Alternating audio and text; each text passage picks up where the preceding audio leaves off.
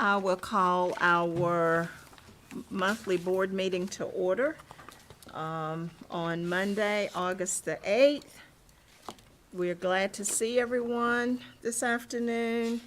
Madam Vice Chair, may I get a motion for closed session? Madam Chair, I move the board enter closed session to consider confidential personnel matters as provided in North Carolina General Statute 143-318.11A1 and A6 and 115C-319, and to consider confidential student matters as provided in North Carolina General Statute 143-318.11A1 and 115C-402 and 28 U.S. Code 1232G, and to consult with the Board of Education's attorney to preserve the attorney-client privilege, and discuss the following litigation matters: J.M. by and through his parent MS versus Moore County Board of Education, 22 EDC 01803, and J. Smith Civil LLC FKA Bridgepoint Civil versus Monteith Construction Company LKC Engineering PLLC and Moore County, North Carolina Board of Education, 22 CVS 0000693, as provided in North Carolina General Statute 143-318.11A3. All in favor? Aye. The motion carries 7-0. We will recess at this time, go into closed session, and we'll be back at 5:30.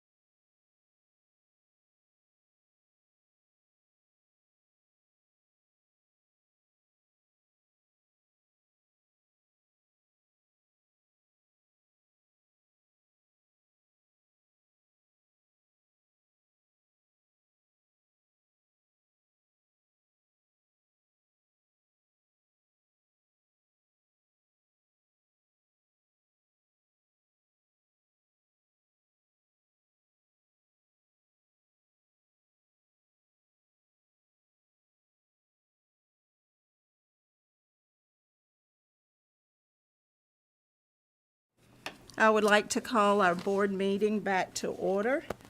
Is there a motion to approve our agenda? Madam Chair, I wish to amend the agenda. Wish to move to accept the agenda with the following amendment, that the report of the Appeals Committee with regard to student transfer be placed on the consent agenda, and that report be approved. Second. All in favor? Aye. The vote carries 7-0. Now is there a motion to approve the agenda? I move the agenda be approved as revised. Is there a second? Second. All in favor? Aye. Let it be known, the vote carries 7-0.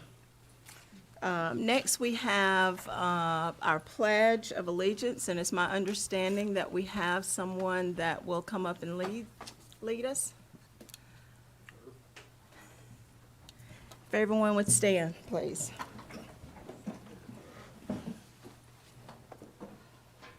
I pledge allegiance to the flag of the United States of America and to the republic for which it stands, one nation, under God, indivisible, with liberty and justice for all.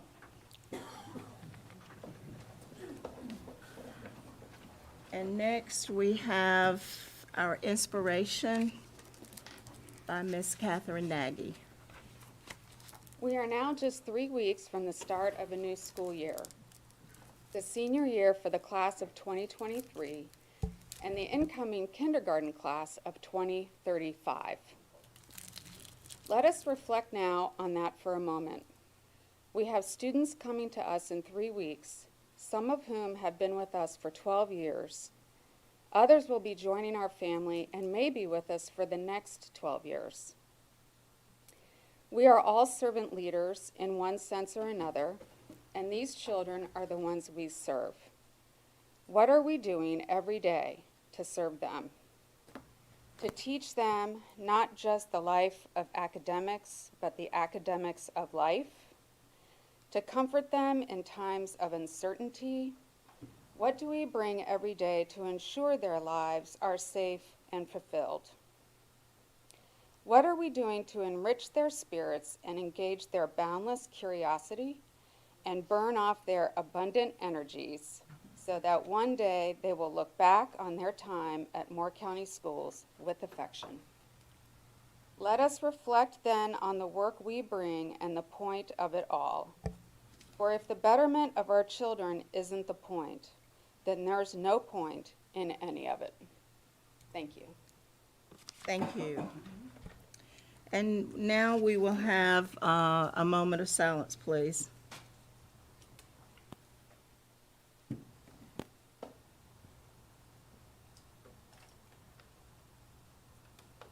Thank you. Okay, next we have, okay, so we've got our consent agenda. Okay, so next, Madam Vice Chair, for public address to the board. We have to approve the consent agenda. Okay. Madam Chair, I move we Okay. approve the consent agenda. Okay, thank you, sir. Is there a second? Second. All in favor? Aye. Motion carries 7-0. We moving right along. Public address to the board. Okay, now we can do that. Thank you. We have time allotted now for public address to the board.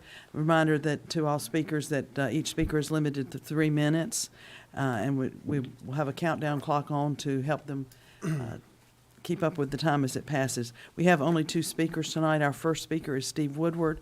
Our second speaker is Robin Calcutt. Mr. Woodward.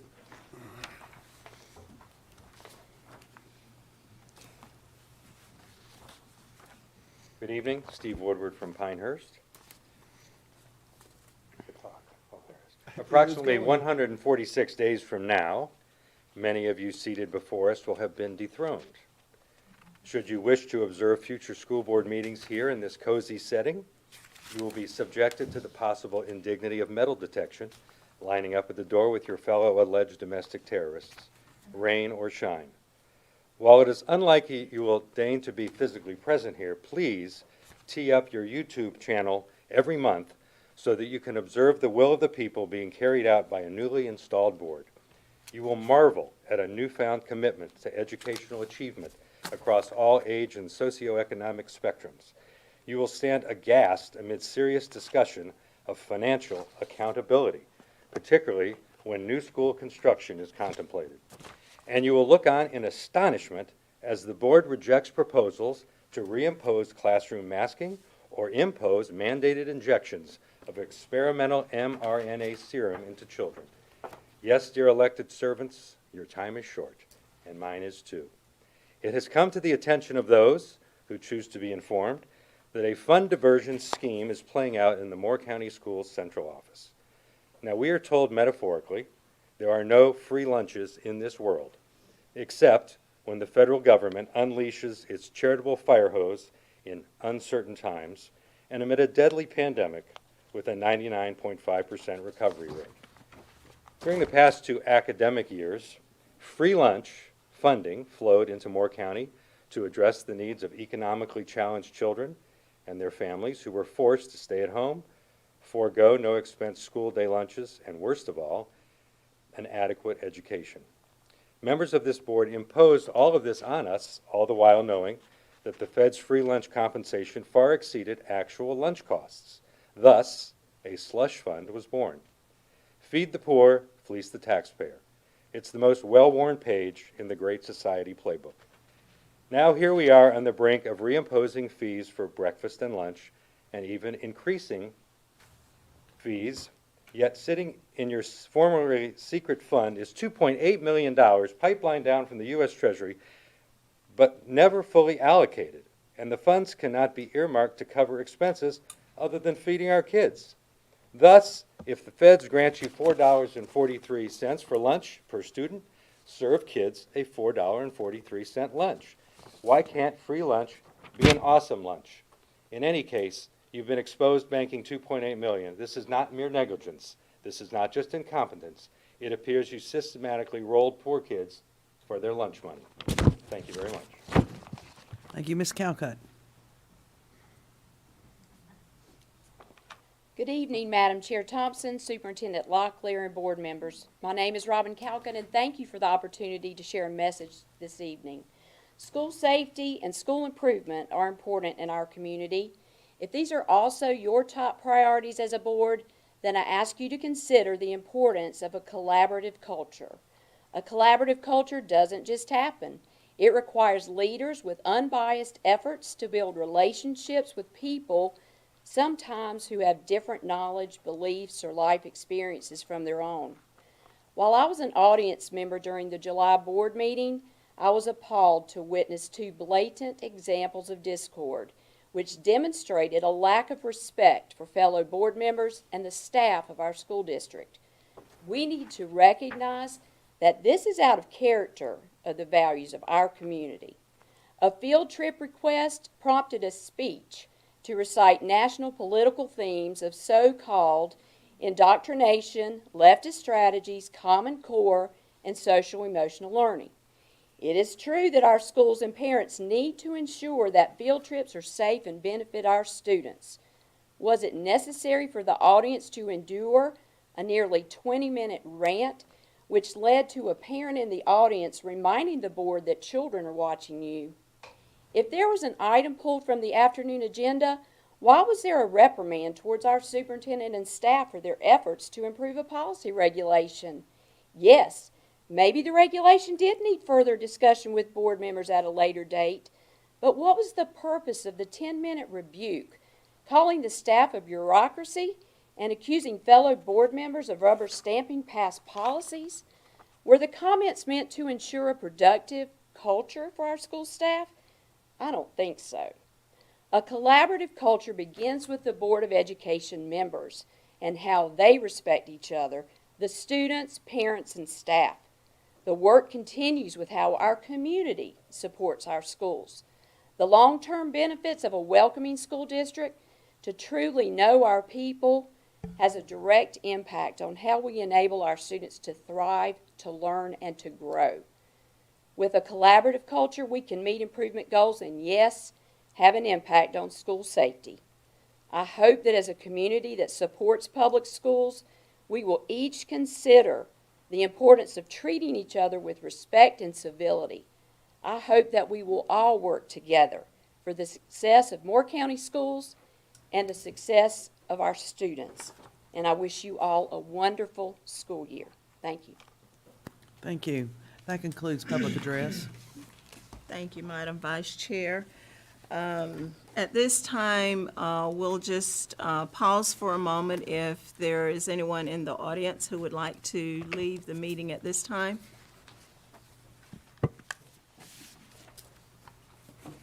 If not, we will follow on with our board action items. Our first item is endorsement to gather public comment for the 22-24 strategic plan revisions. Dr. Locklear. Thank you, Madam Chair, board members. Yes, this item is on the agenda tonight. As you know, we've had a stakeholder-driven process of looking at the school district's current strategic plan that was put out to our public and our parents for feedback. We also met with our advisory councils to garner feedback from them, and we've had 2 sessions with the board where you've given input, great input on revisions and moving that revised plan forward, in addition to having feedback electronically through a portal. So we greatly appreciate the feedback you've been given. And so where we are at this point is we have a revised draft that we're simply seeking the board's endorsement to put out for additional public input. We then will bring that public input back to you at a work session on September 1st to look at that input, get your additional input on final revisions, and then I'll be presenting along with staff a recommendation for your revised plan on September 6th. And so again, what you're endorsing tonight is just simply putting out the current version to garner additional feedback and input from the community and from our parents.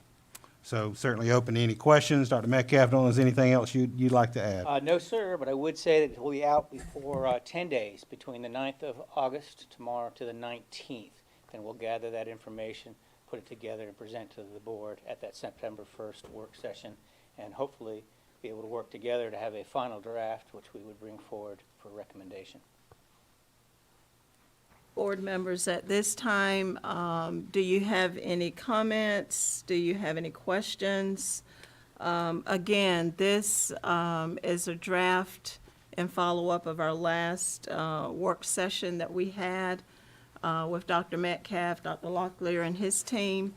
And it will be on the portal for how long, did you say? 10 days. 10 days for... Beginning tomorrow to the 19th. Okay, and does that include our internal staff, our teachers, all of our classified staff? Everyone in the community can provide input, and of course, we would be getting that message out through all our normal channels. Okay. Any comments, questions? Madam Chair, I move we approve the endorsement to gather public comment for the 22-24 strategic plan revisions. Is there a second? All in favor? I have a discussion. Okay, so discussion. Mr. Hensley, you raised your hand. I just think we should bring up the draft strategic plan, at least scroll through and Okay, hit the all high right. points. Can we do that? And if you could enlarge it a bit for us, please. And I don't know, Dr. Metcalf, if you just want to quickly just sort of go through the highlights of where we are and the bullet items. I'd be happy to. It's substantially different than the a plan that we've had in the past 6 years. You'll notice a new vision and a new mission statement and a whole new set of core beliefs. We had a lot of input from the community about that and great discussion with the board members at our first meeting surrounding that. There are 4 goals, and so we have objective goals that we can track with data, set up a standard we go from here to here over a 2-year period. That includes both growth and grade level proficiency, context rating where we want to be the best in the state, and we're tracking ourselves in that way. We're also looking at grade level reading, 10th grade reading. We want to ensure that our students in 10th grade are reading at grade level or beyond using Lexile grade reading level scores. Behind that, if you go down, You'll notice several different domains. The first is student achievement. That's a bit of a change.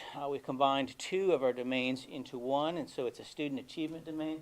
There's objectives and strategies to try to achieve those particular objectives. I don't want to go through all of them, but you can see them, and they certainly will be available on the portal that we'll push out.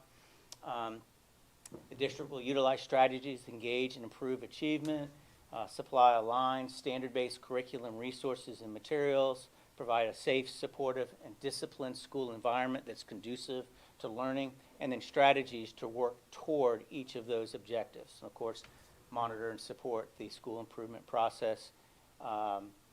We go into the second domain, which is about employee recruitment and retention. The district will review and revise recruitment, hiring, and retention evaluation process to grow and maintain a fully staffed workforce, some strategies behind that, and create a workforce of the most highly qualified individuals with diversity of thought and experience. The third domain centers around parent, community, and staff engagement.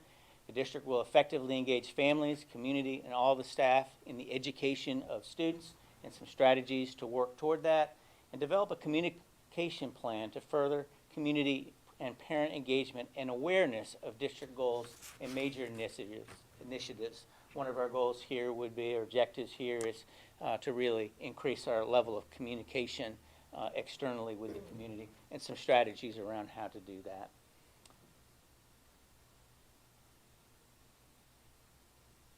And then the fourth domain is the organizational capacity and efficiency. The district will plan for and adapt to enrollment changes. The district will support and enhance student learning through effective resource management. The district will provide financial management of funding to ensure maximum benefit to instruction and promote sustainability and strategies that work toward those. So I certainly encourage the community to take a closer look at the goals, the objectives, the strategies, and provide us some input. We're getting closer to a final draft, but there's still work to be done, and look forward to meeting with the board on September 1st. On September the 1st, our meeting.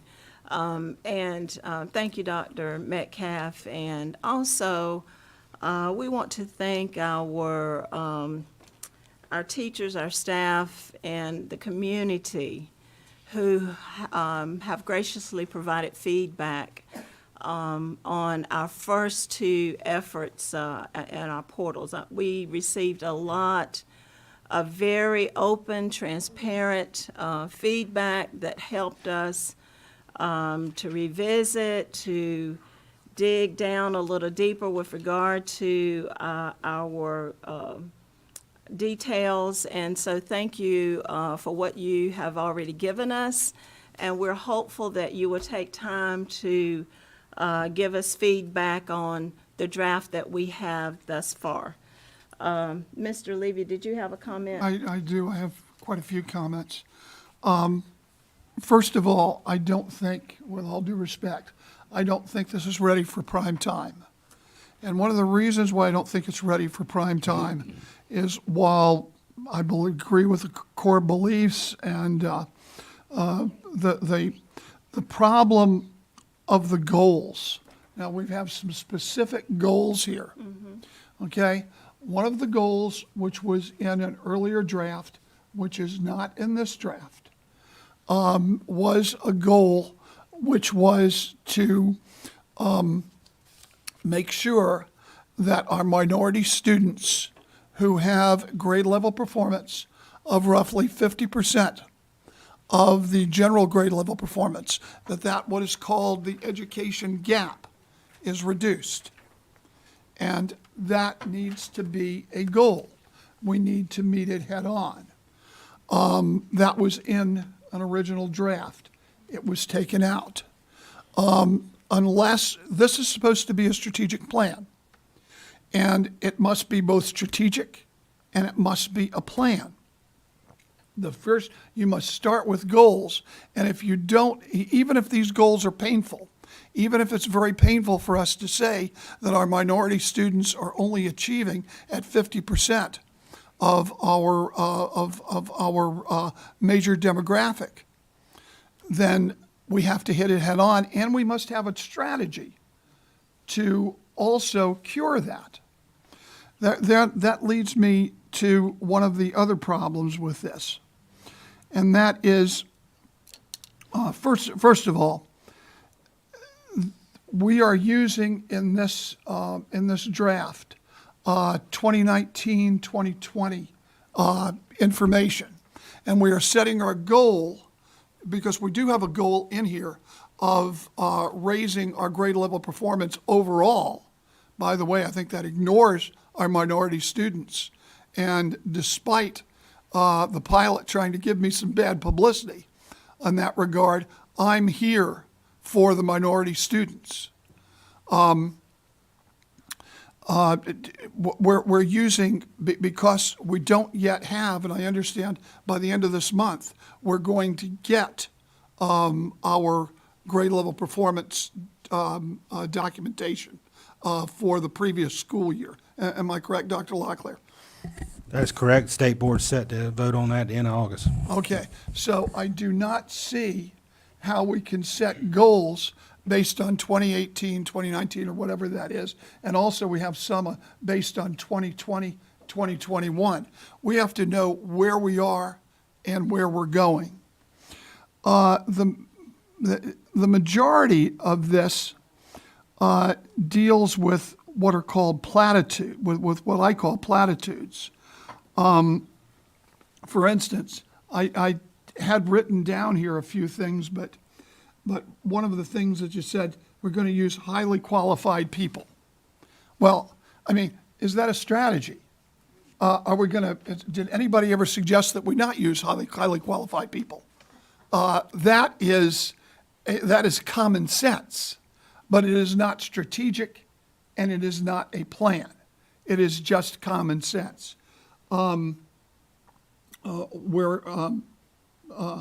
We're going to use good resource management. Well, has anybody ever suggested that we use bad resource management? Okay. Once again, we need to have a goal, and we have to have a plan to get to the goal. Now, I did submit to the board, and for those who read my Facebook, they have seen that I put out a strategic plan, and it got a lot of comment, and a lot of people didn't like it, and a lot of people did like it. But that wasn't the point. The point of putting out my own strategic plan was that I wanted to have a goal, and I want us to say how we're going to get to the goal. So, for instance, one portion of our strategic plan should be, we're going to build, I believe we should build small schools, all right? Well, some people may say we should build large schools, okay? But that needs to be faced head on our strategic plan, okay? Not platitudes. Now, I said that those who are educationally capable and who are not achieving at grade level performance of reading and math should not be given some of our enrichment programs, but should instead be given remedial math and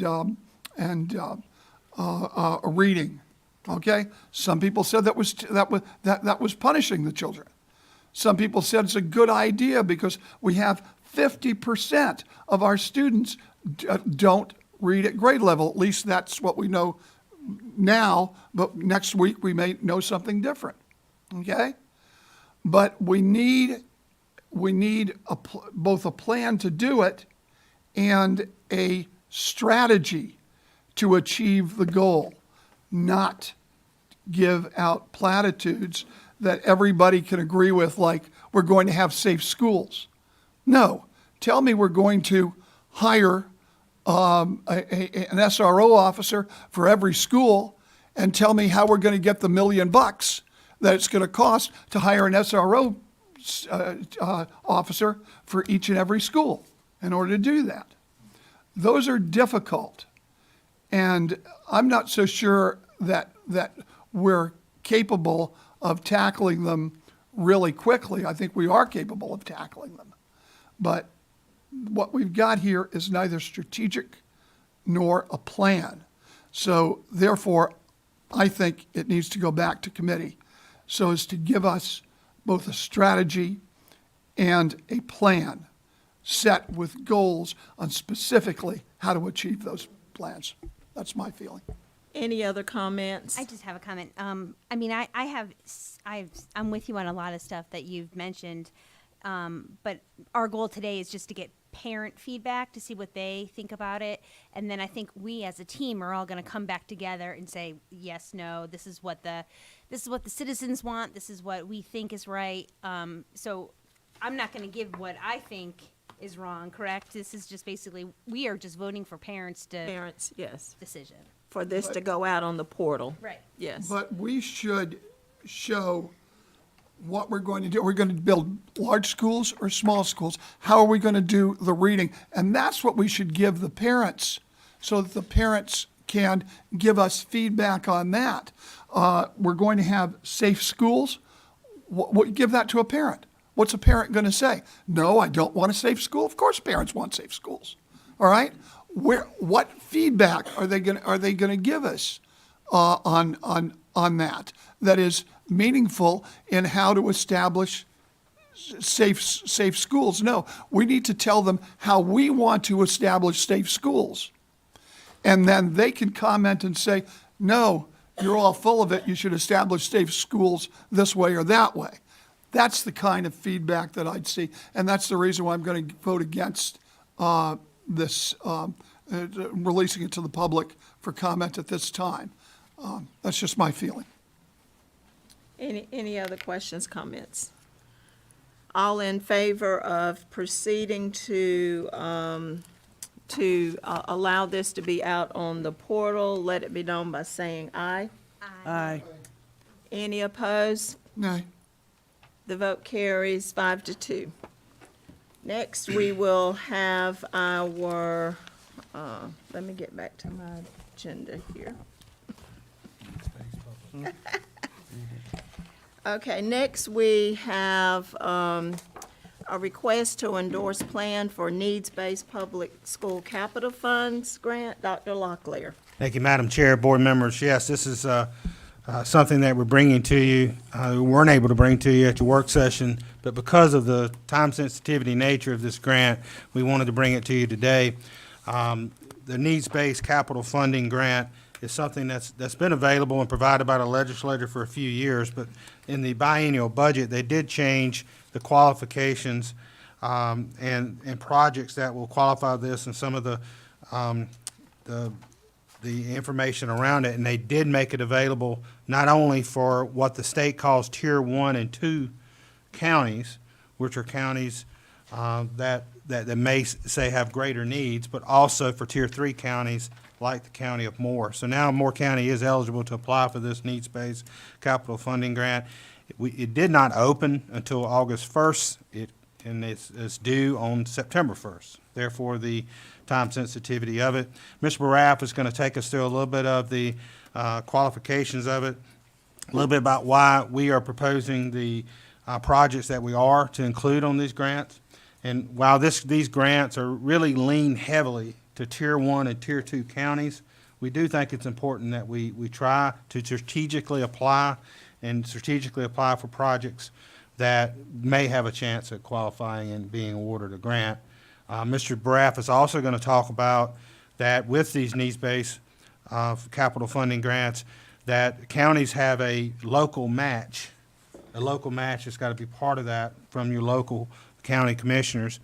And that can go from 0% up to 35%. Here in Moore, the minimum is 15%. And we're going to be talking about how we may increase our chances for getting a grant if we have a little higher percentage match there at 30%. So John's going to take us through that, take us through why we chose the projects we did to potentially get this grant. The bottom line is if we do receive a grant, it simply gives us more money to apply to capital projects. And it's really, that's the bottom line in this process, and we believe it's worth applying. John? The beginning part of this executive summary lays out a lot of what Dr. Locklear was stating about how this fund kind of started. It's relatively new, 5 years old. You can see in here that this past issue cycle, there was $2.7 billion requested by school districts across the state. The available funding to be provided was $395 million. So there was a lot of requests submitted for little money that was distributed, and that was 42 grants across 28 counties receiving that $395 million. So there's another cycle now with the success built off of that.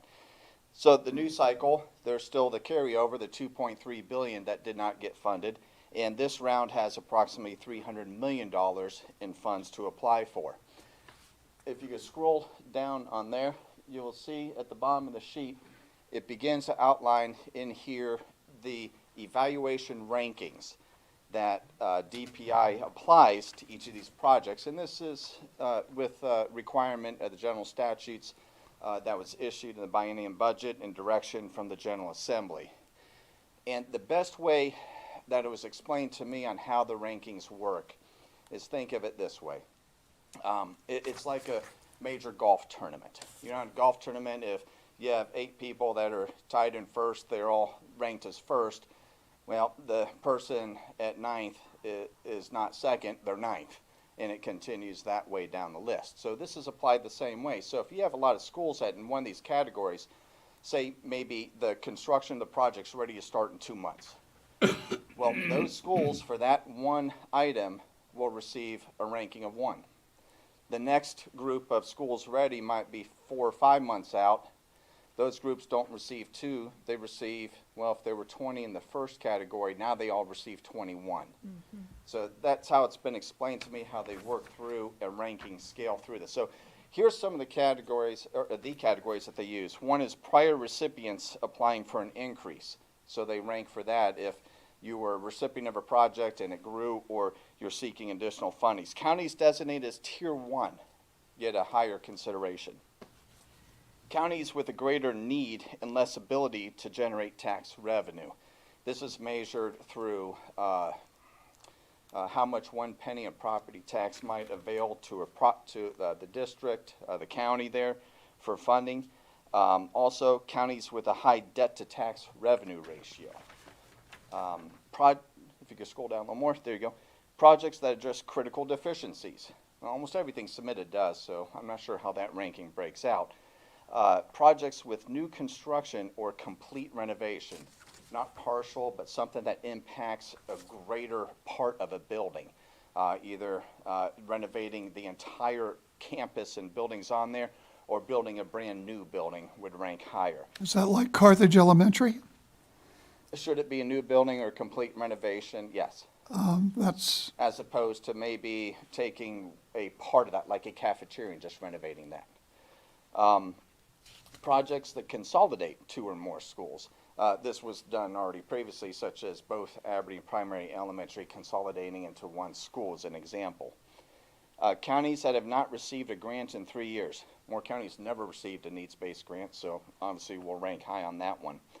The start date of the project construction, as I explained, depends when it's ready to not be bid, it's be constructed. And the percentage of ADM served, and this is that the impact that the funds have serve a large portion of the student ADM. New school would do such, and a small district, a new school would have a greater impact on ADM. So that kind of gives you the layout of what their ranking priorities are here. As Dr. Locklear mentioned, they have a minimum contribution requirement by the counties for these funds. Moore County does identify as 15% of local match, but it's important to also know that these funds cannot be from state or federal provided funds, and this includes Esser or lottery or any other such funding. So would have to come out of capital or something like that. And as Dr. Locklear said, we took a look at the projects that the board had previously reviewed and identified as some of the needs at the schools, and trying to see how we might be able to best position ourselves to be a candidate for some of these funds. Where in these rankings can we look at an opportunity to improve our positioning? And so we came up with a few projects. There's no limit on the number of projects that you submit. You can submit as many as you want. And we're recommending that we consider submitting this list and each one independently. So coming out of talking here, the gym modernization projects. There were 3 of those. We kind of talked about them as a group, but we can issue them independently, because if we submit them as one package of $8 million as opposed to broken down into smaller packages, that might allow opportunity for funding. Again, Tier 3 most likely is going to get funded for projects of funds that are left over after an emphasis is on the Tier 1 and 2s because of where they would naturally fall in the rankings. And then that would give us a good opportunity and position to have some projects funded. Roofing replacement of 3 of the buildings at Elise Middle, Pinecrest High School locker room renovations, Union Pines High School locker room renovations, Cameron Elementary EC building renovation, classroom additions to Cranes Creek to bring the, remember that school has, they never built the classrooms to meet the core capacity. It's why we have all those mobiles out there.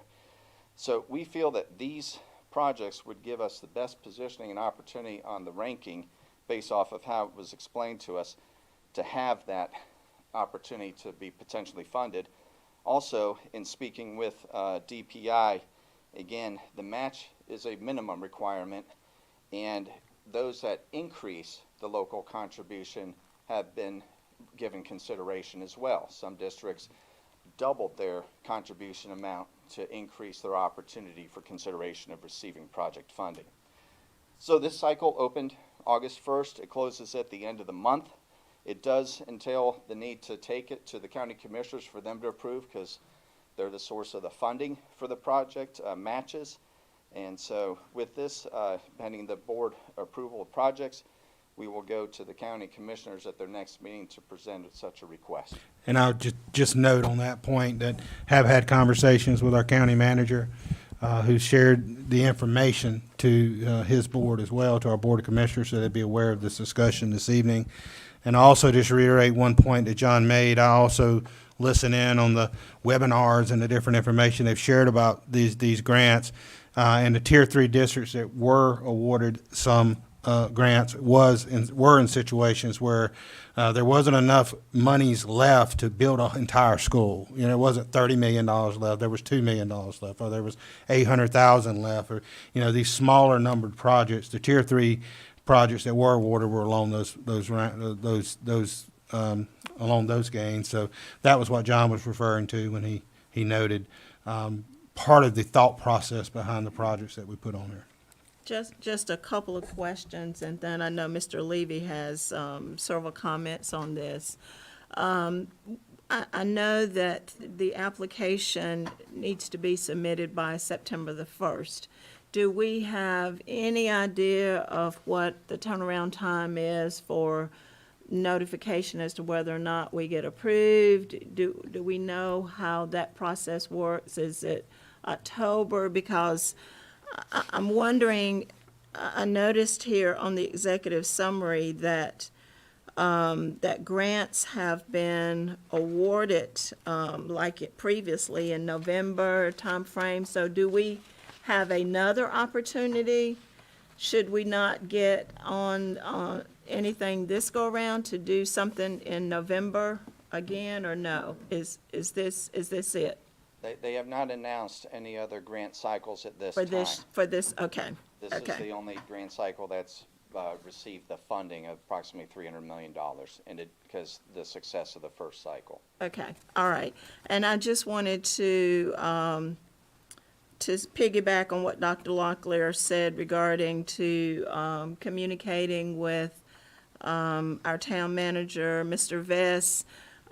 We made sure that the county commissioners were provided with our documents that we are presenting this evening, just so that they have all of the information up front before you go to present this information, so they have ample time to review and see exactly where we are with the request. Mr. Levy.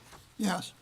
It seems to me that we have as a top priority either the renovation or replacement of Carthage Elementary School. We've talked about it. We've had meetings about it. It also seems to me that the county commissioners have already set aside money for the building of a new elementary school or the renovation of a new elementary school. There's your matching funds, all right? It seems to me that since we've had at least, I believe it's 2 presentations to the county commissioners on Carthage Elementary, and since we've had a meeting with the Carthage Board, the Board of Commissioners, that this is precisely what you want to put in for a grant to renovate totally Carthage Elementary. Now, there may not be enough, certainly $2 million isn't going to do it. But it seems to me that it takes care of a wide variety of students. If you're going to ask I'm sure we need to renovate a locker room. I'm sure we need roofs on our gyms, except that we're already using Esser funds for that. So we're going to have to tell them, if we're up front, that we're taking away the Esser funds on the roofs, right? And We're not using no? ESSER funds for roofs. I thought we were, No, they Wh- wh- discourage where- any projects that ESSER funds can fund. They discourage those projects from the application. I thought we were using that partially plus our bond premium funds. Am I wrong on that? No, That were the- for some of those gyms? The 3 gymnasiums are strictly from the bond premium. Okay, all right. So we're going to take away the bond premium funds and use these funds. And I don't know what we're going to do with the bond premium funds, but it seems to me that the grant people might not love that sort of a thing, okay? If we have a project that already is funded. But we have a critical need to renovate Carthage Elementary and/or Cameron, because Cameron and Carthage were built right about the same time. I can only speak for Carthage because I've toured Carthage, and we've had a lot of discussions with Carthage. But will you put in for a renovation of Carthage Elementary School? Or can we do that? Because these other projects seem to me to be very, very small and not as essential as Carthage Elementary. And Carthage Elementary seems to be what we need to do, and as I say, the county commissioners have already set aside funds for what could be used for such a renovation. Well, if I could respond to that. Yeah, I would say if the board directs us to include total renovation of Carthage Elementary School, we can. There are limits based on the grade span of the schools, how much the grant will award. I would caution the board that, again, the strategy here is to look at projects that will put us in the best position possible for potential award of a grant. And those are smaller type projects. The full renovation of Carthage Elementary School, I'm gonna guess 30 million probably wouldn't do it. And I think that's towards the cap of the elementary, but that, we certainly can do that. I'm not saying we can't, but if the board directs us to do that, we'll do it. By the way, But we- I would just caution the board on that, and that's the reasoning behind this. And I would say that, I would also say that we're bringing back data and information to present with the board around our master's facility plan and work with NC State and Office of Educational Research around where we're heading with our overall master facility plan in October and November. we just built an entire school for $32 million. And that was 3 schools, each of which cost us around $32 million. So, and I'm sure construction costs have gone up, but they haven't gone up that much. And a renovation of Carthage Elementary School is right up our alley. So here's what I'm going to do. I'll see where it lands. Because you said that you can put in any number of requests, right? Okay, so I am going to ask, I'm going to propose an amendment. And the amendment says that in addition to all other proposals that you're going to put in, that you put in for a renovation of Carthage Elementary School. So, Madam Chair, there's no motion. I mean, how are we gonna? I thought there was a motion. Am I incorrect? No, we're discussing at this point in time. So let's get through everyone's feedback and to hear what you have to say regarding this, and then we'll go to those steps next. Okay, Bob? Okay, cool. Thank you. Yeah. I'll go first. All right. If we think we're going to get a lot of money out of this, we're kidding ourselves. We're not going to get $30 million for a school. Plus, we've got, what, 3 weeks left before they have to be submitted. So, and we've got plenty of work to do. I mean, plenty of other projects to do. So I would recommend the ones that they pre-plan we get them in there, right? And get them in there fast, because if we get anything over $5 million, it'll be a miracle, with my experience in the tier 1, 2, and 3 counties. And we're not going to have time to make decisions on which ones I will go with the ones we have, get them in there, and see if we have any luck. The chances are going to be slim. I've been dealing with these people for 12 years. Ms. Collins? And I know how they make decisions. Yeah, and my whole thing too is, I mean, Vast Lakeview has been waiting ages for an AC unit for their gym. So, I mean, I would even love to put that there, or even Pinckney, you were talking about, Mr. Levy, an AC unit for that. Those are just some suggestions that are little well, not little, but they're littler than Carthage Elementary, I guess you could say, that I would totally endorse. Might I ask, Mr. Breath, the 3 gymnasiums you're talking about here are the ones we have not been able to cover through bond premiums, correct? No, these are the first ones to do because. Okay, so they're they ready are to be designed- submitted. They'll be ready to go quickly, which on the ranking Right. moves us up in that. A critical need, a deficient need of providing air conditioning climate to students. So we felt those projects would do well. And as you'll recall, there were a total of 6 projects. Right. At 6 school sites, Fast Lakeview, one of them. So should funding be provided for any one of them, that makes We can move another one up. available with the bond premium funds to be added to the list and done sooner than later. Okay, that clarifies that. My other comment was, and I wholeheartedly support the improvements we need to make at Carthage Elementary, but I don't think we've decided that simply renovating the old buildings on the existing campus are necessarily the best way to go. And for us to rush and try and grab some money so that we can renovate without having made any kind of long-range plan seems to be a little bit hurried. I have to agree. I'd much rather see us be able to, maybe we get 2 projects off the list. Maybe we can do I do think air conditioning at Pinckney needs to be added if it was not on here, if that's something that can be readied quickly for an application.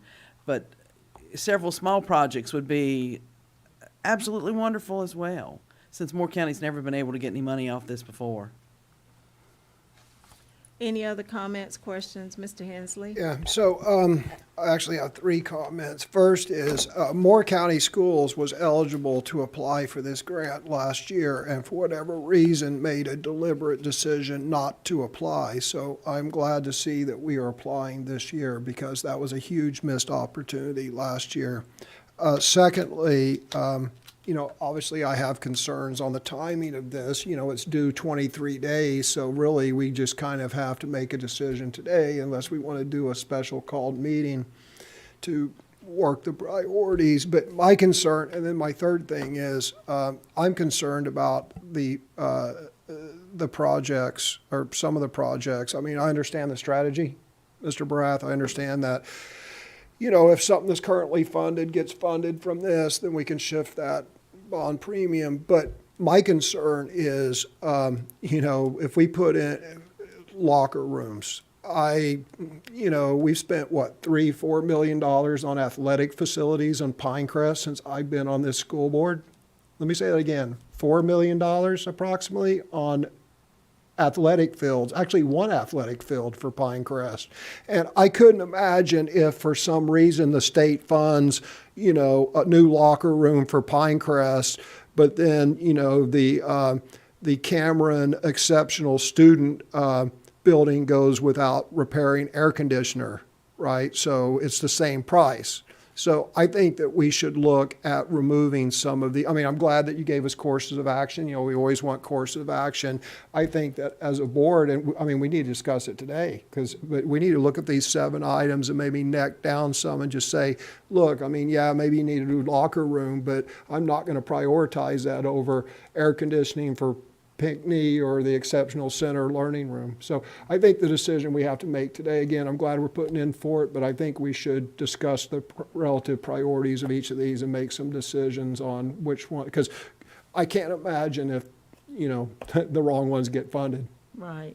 And I agree with you, Mr. Hensley, as well as Ms. Caldwell, that if we could, Mr. Barath and Dr. Locklear, take a look at the air conditioning unit that we had to remove from Pinckney, as well as possibly the vast lake view, and add that, possibly in place of the lockers.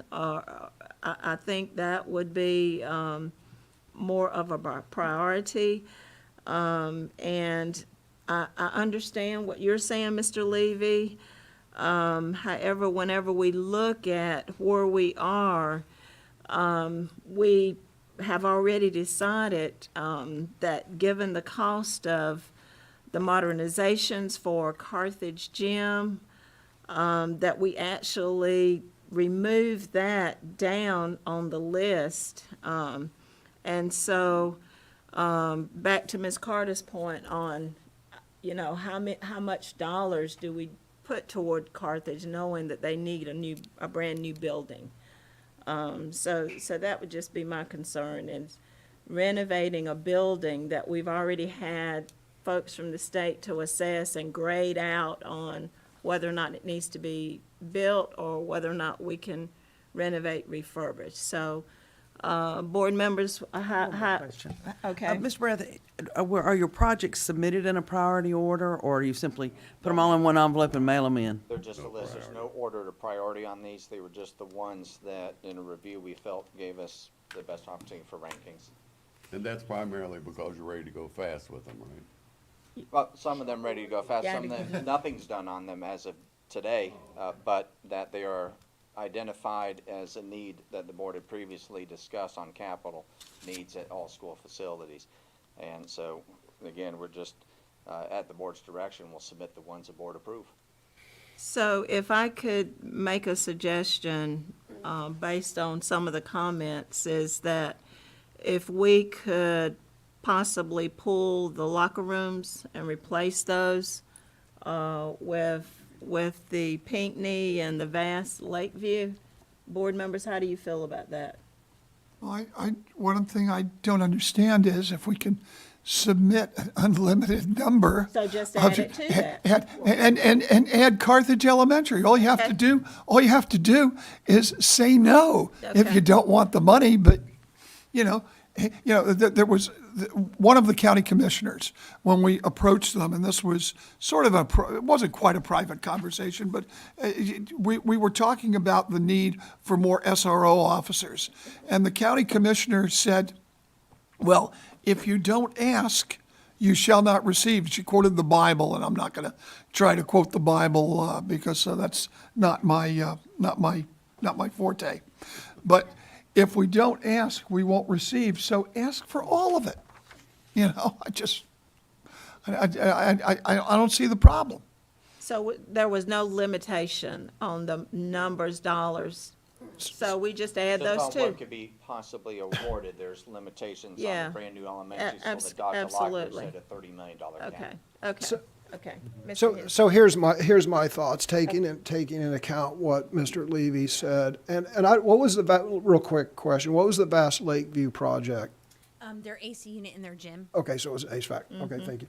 So here's where I'm at. If to Mr. Levy, we might as well swing for the bleachers, right? Yeah. And then we have 3 different types of offerings. We have like a $30 million new school, swing for the bleacher, go for the Grand Slam. We have a major remodeling with Cranes Creek where we build out the court, add to, Core add capacity. the core, build it out to the core capacity, which is in the $6 million range. Then we have a handful of, 800,000 to $1 million projects. So I think that's a good mix. Yeah. But I do think we need to take the high school locker rooms out because, they would fund that and then, that would not be good. I would so move.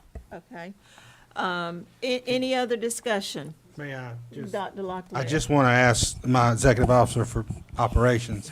Got a lot of work you got to do. This is, right, are we even able to pull off submitting a grant do we have enough information to submit a grant on a renovation project, Carthage? Renovation, I'll have to run the numbers. I'm confused because I did hear renovation and I heard new. Well, I would give you your choice. You can either Except put for in, new, I know that. We just build need clear new. direction from the Build board, new. yes. so go for new? So new is what I'm hearing Yeah, so- now, okay. Well, okay, I will stop stuttering. So I think if you say new, then whether or not we decide to renovate the old building and have two schools or sell off the surplus property or go into a partnership with the town of Carthage and build it out as something else, then we have the option. So yes, I think the correct move is to do a new one because I personally would like to end up with two moderate-sized schools, a new one and a renovated one.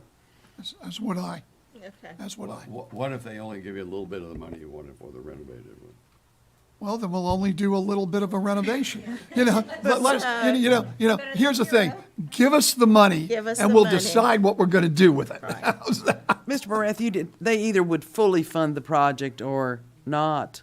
That Like is if they're how in, they've awarded appropriations so far was on the applicant total ask. They didn't say that, well, we can't give you 2 million, we'll give you 200,000. That did not occur on those cycles. That's why at the end, in the previous one, as Dr. Locklear pointed out, they had some smaller funds left, and there were some tier threes that submitted smaller projects, and they were able to do that. well, Mr. Hensley's comment about having something at all the levels is good then. We'll take whatever they've got. Okay. So let me repeat, I would so move. I would so move that we have the projects that you've said, plus Pinckney for that thing, plus a new school for Carthage Elementary, but pulling out the locker rooms for Pinecrest. I think that's where we're at. I would make that motion and ask Mr. Barath of the administration to submit that to the state of North Carolina. Plus the one for Vass Lake. Plus, did I leave out? Okay, plus the one for Vass Lakeview. And you yes. pull the Union Pines locker room as well then. Oh, well, I don't, yes, Okay. I'm talking about joking. locker rooms, Of course, but if yeah. we're gonna pull one, we're gonna pull the other, of course. And there's a second to that, correct? I'll second that. Okay. I have one question. John, can you get all that done in by September 1? Yes, sir. Okay. If you So can, at fine this, with me. at this time, all in favor, let it be known by saying aye. Aye. Any object? Motion carries 7-0. Thank you. And just a little added comment, our legislative committee, if you would possibly just have a little call with our state reps and just let them know to look out for us. Yes. So I will say what our state senator said when I talked to him about this issue a month or so ago, when I learned that we missed the opportunity last year. And he said that every single project that community members from Moore County requested in the last budget cycle, 100% of them were funded. So So, and that we'll was keep our why- fingers crossed. How many Okay. were there? All There was- right. No, there was So- a handful, but none of them from us. Next is the endorsement of puberty and reproductive health and safety education curriculum. Dr. Locklear. Thank you, Madam Chair. Again, I want to, this was presented and discussed at your work session last Monday. I want to again thank our Board of Education members who served to advise our team and work and give some feedback and ask some questions. Ms. Carter and Mr. Levy, really appreciate your time and input and feedback. And we really also want to thank the team itself, led by Ms. Gephardt, our Helpful Living PE teachers, Dr. Metcalf, Lindsay Sykes. Really appreciate all their hard work that they put into to revising our puberty education curriculum. It is going to be forward-facing like the rest of our curriculum. We really, once it's approved by the board, and we're appreciative of that. So this is for you to endorse the curriculum. I know Dr. Metcalf and the team has taken the feedback on the letters, has made some revisions. We'll continue to revise that until we're ready to send those letters out. But this is to endorse the curriculum so we can go ahead and get it posted online. I So would so move. Second. Any comments, questions? I would just like to again say how truly awesome the team work in providing this. It's just been amazing. And to be able to post all of our courses online on our website to where parents can see exactly what's being taught. No CRT, none of anything that has been expressed in the past. None of that is a part of what we're doing here. So just please, kudos to your staff, and we're just so grateful to everybody who had a part in this. At this point, any other comments? Mr. Levy? Yeah, I just wanted to say that serving with you on this committee has been an honor, because what we found out and the public should know, that this is a curriculum that is appropriate for Moore County. It is not one of these woke curriculums. It will be taught separately. Boys will be taught by a male teacher, and in a separate place, girls will be taught by a female teacher. There is a very, very big emphasis on abstinence, and that is important, although we do face head-on the problem of sexual activity among youngsters, and we do talk about appropriate contraception. And it also does talk about healthy relationships. And healthy relationships are extremely, extremely important. And we had talked, and I believe we've put in something involving the internet, okay? Because the one dangerous place to learn about, well, the one place that you learn about unhealthy relationships is the internet. And we need to caution our children that everything on the internet is permanent. And we all know that as adults now, but our children need to learn that. So once again, Dr. Locklear said that this is going to be front-facing. And what he means is this. Our entire curriculum, that's our social studies, our sex curriculum, everything is going to be on the internet so that a parent can go to our website, do a couple of clicks, they will be able to see exactly what is being taught.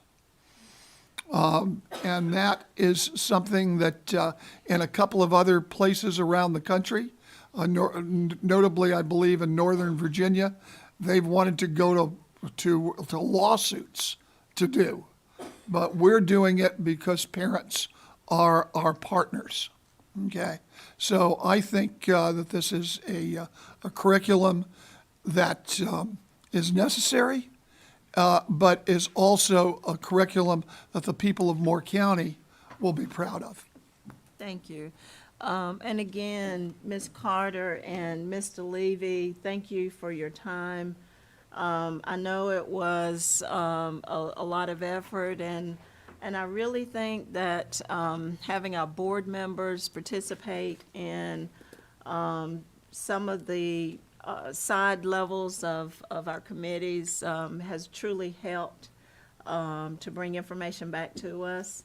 I think that's played a huge part. So thank board members, because I know we've had a busy June, July, so thank you so much. And thank you again, Dr. Metcalf and Ms. Gephardt. Next, we're voting. We're voting. Everybody in favor, let it be known by saying aye. Aye. Any opposed? Vote carries 7-0. Okay, we're moving right along. Child nutrition. Madam Chair, just point of order, did I miss a motion in a second? Yeah, Mr. Levy made the motion, I seconded. Okay, I'm sorry, I was, Keep me straight, Mr. No, Yancey. Keep me straight. Let me ask, do we need to take a 5-minute break? Can we keep moving? I think we Okay, all right. Next is child nutrition fees for school year 22-23. Dr. Locklear. Thank you, Madam Chair. This was presented last week at our work session. There was a lot of discussion, broad discussion from the board around this.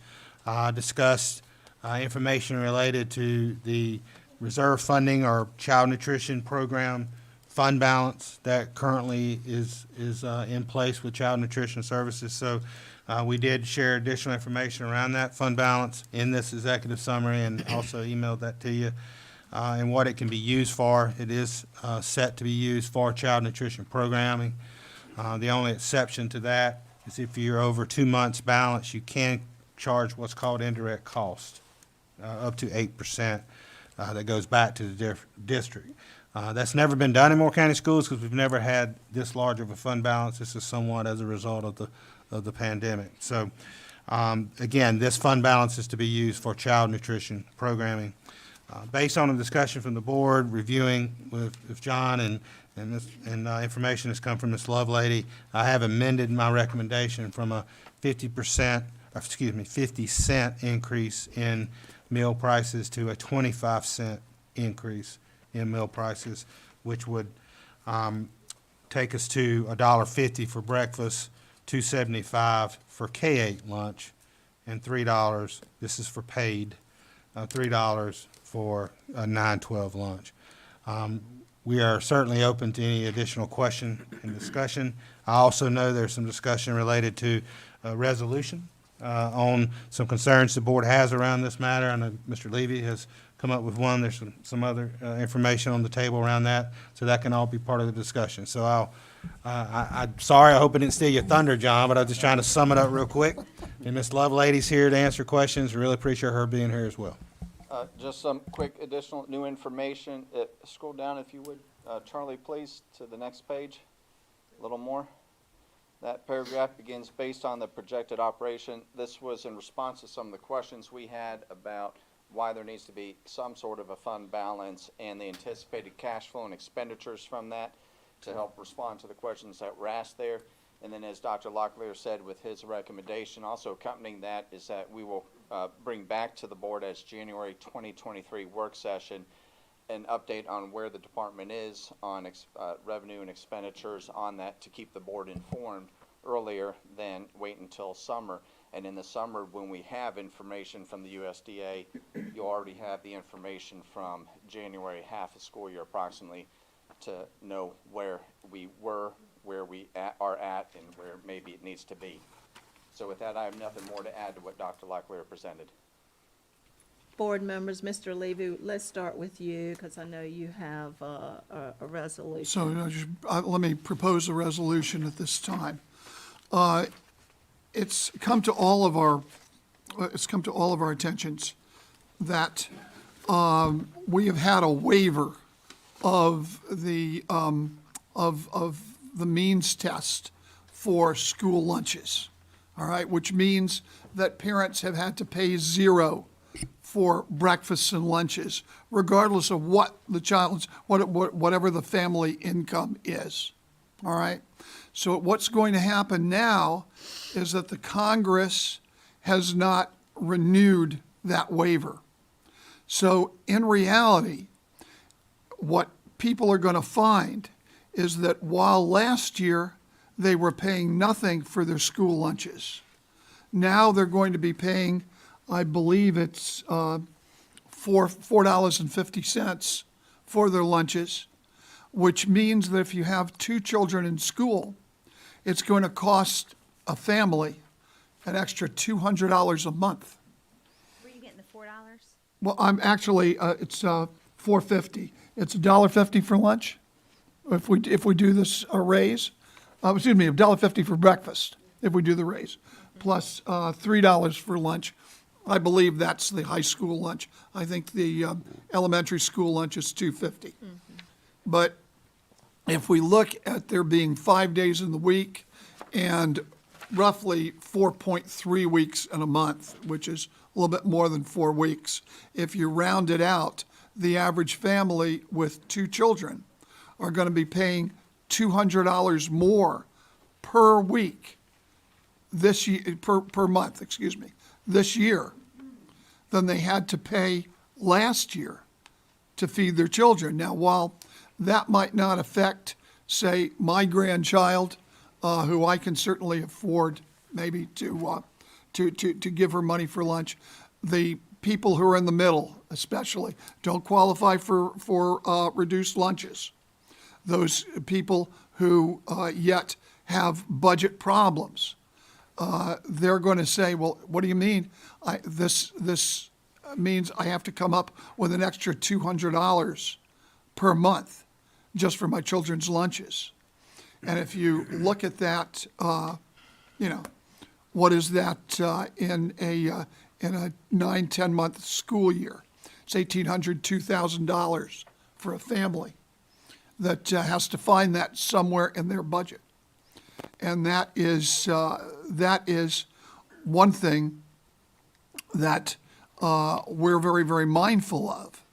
Now, the Congress, on the other hand, has just decided to spend, I believe it's $380 billion on climate legislation, and it's a total of about $780 billion in climate and taxes and the like. Something like $40 billion in the CHIPS program. And while that is interesting, and I'm sure there are lots of people who think that those are good ideas, some people think it's bad ideas, that's not the point. The point is that the Congress or the state legislature needs to come up with the money to feed our children. If they can spend $380 billion on climate legislation, they can spend money so that our parents don't have to come up with an extra $2,000 a year just to feed their children. Okay? So in that regard, I propose a resolution of the board. Each one of us has a copy of that resolution.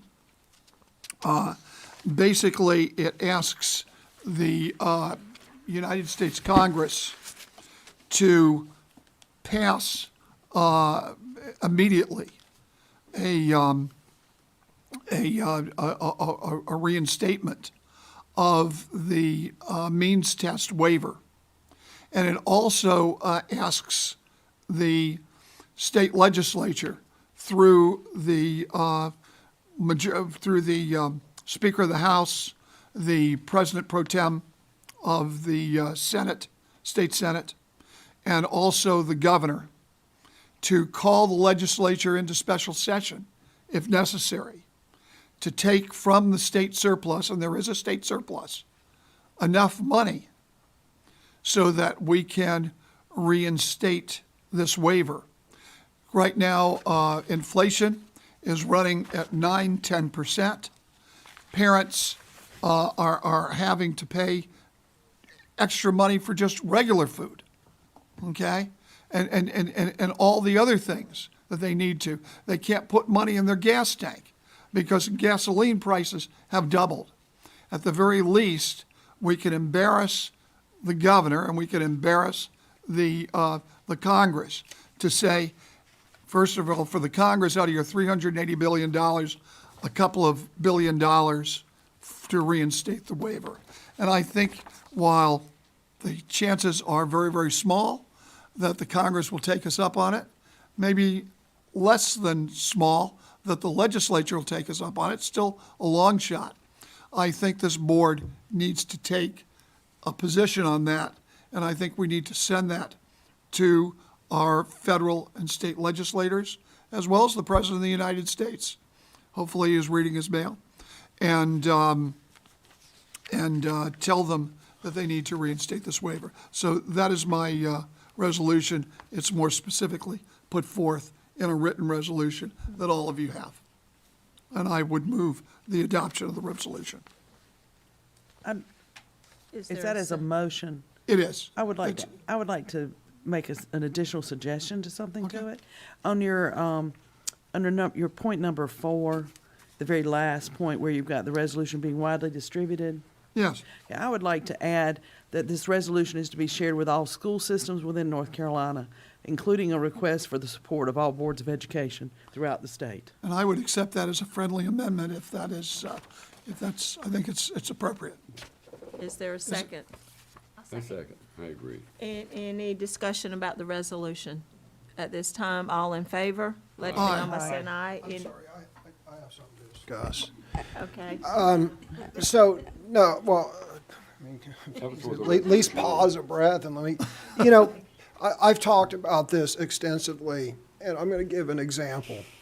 Is once something is given, and it's said up front, this is a temporary deal, then all of a sudden, that is done as a strategy to then make it permanent. Whether it's federal funding where they provide the first 2 years of, say, food, or they provide COVID nurses. And, it's Charlie, Lucy, and the football. And are we going to keep falling for this? We have, this country, $30 trillion deficit and $151 trillion worth of unfunded liabilities, which, by the way, the total assets of the country, like everything, is about $150 trillion, and we have $151 trillion worth of unfunded mandates. That doesn't even count the debt. The way we've gotten there is everybody wants to pay for everything regardless. And I will give you an example. That from Moore County schools just in the last year. When we got money for COVID nurses, it was made very, very clear that that was temporary. In this board's discussion and debate, we talked about that being temporary, and I said, this is temporary. Then, 4 months ago, 4 or 5 months ago, we had the lead nurse up here talking about how the COVID nurses were now 100% essential and necessary, and we would be stomping on baby kittens and ripping the heads off cute little peeps if we did not make that permanent.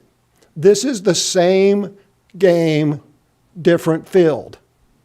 This is the same thing, different field. I do not support this resolution because this is not free food.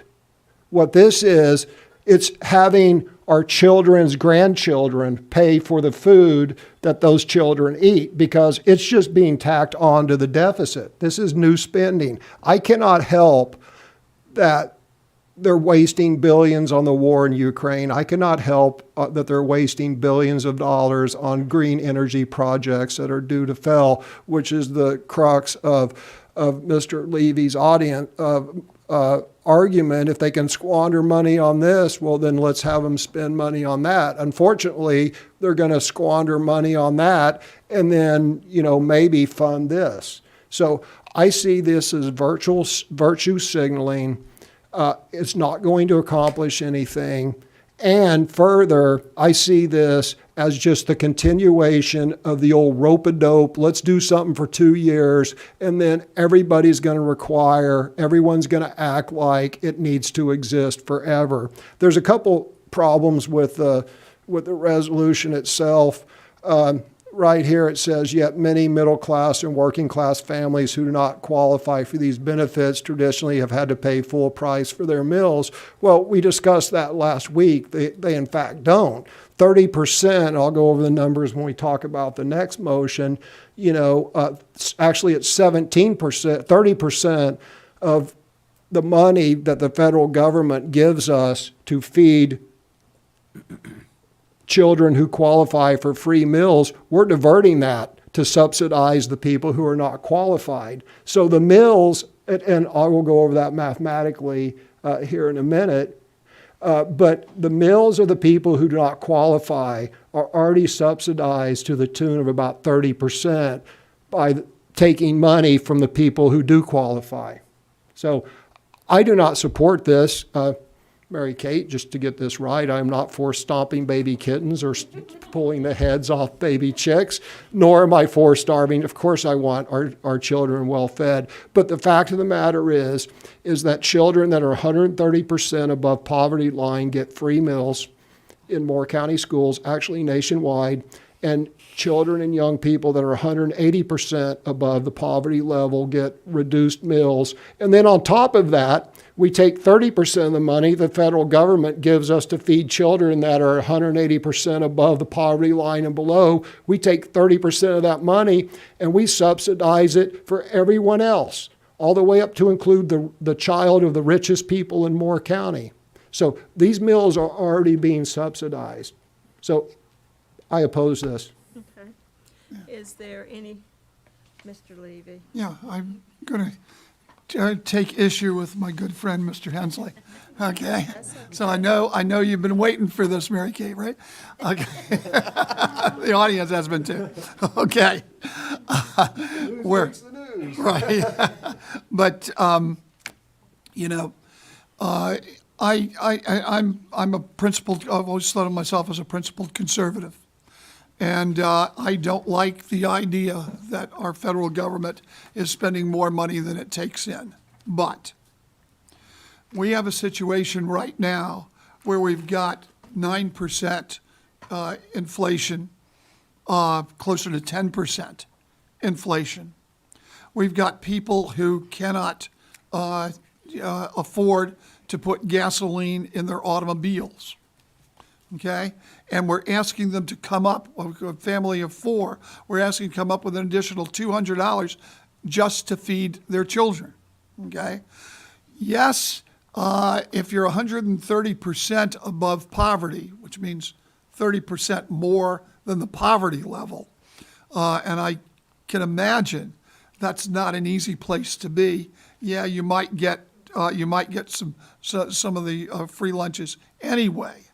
But if you're 131% above poverty, or if you are double the poverty level, you're still struggling, okay?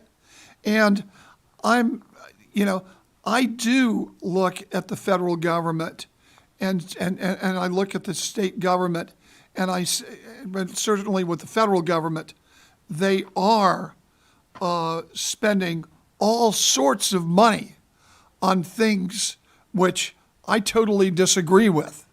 And if they're going to do that, then they might as well spend the money on helping us to feed our children in inflationary times. Now, if there wasn't 10% inflation, if gasoline prices weren't doubled, maybe I would think differently, because after all, I am a principled conservative. But there is one story which I'll tell, and it is the story of a conservative who died some time ago, very, very famous conservative whose name is right now escaping me. But he was asked about the debate about the Civil Rights Act of 1964. And he had argued during that time that we should be able to associate with the people who we want to associate with, and have people in our stores and in our hotels and the like, and in our clubs with whom we want to associate with. So therefore, we ought to discriminate. That was his argument. The Civil Rights Act of 1964 changed all that. And he was asked just before he died, just a couple of years ago, what he thought about that. He said, "I'm glad we lost that argument." Okay? So this is an argument that I want to lose on the conservative side, that it is an argument that cries out for our children, and I think it's necessary. So I would ask us to please pass this resolution. So all in favor of the resolution, let it be known by saying aye. Aye. All opposed? So the vote carries 6-1. And at this time, we want to vote on the superintendent's recommendation to approve a 2.5 increase for the meal costs. And let me just say that I honestly have very mixed feelings about this increase, even though it's minimal. Dr. Locklear graciously felt like that he could reduce this from 50 cent to 25 cent.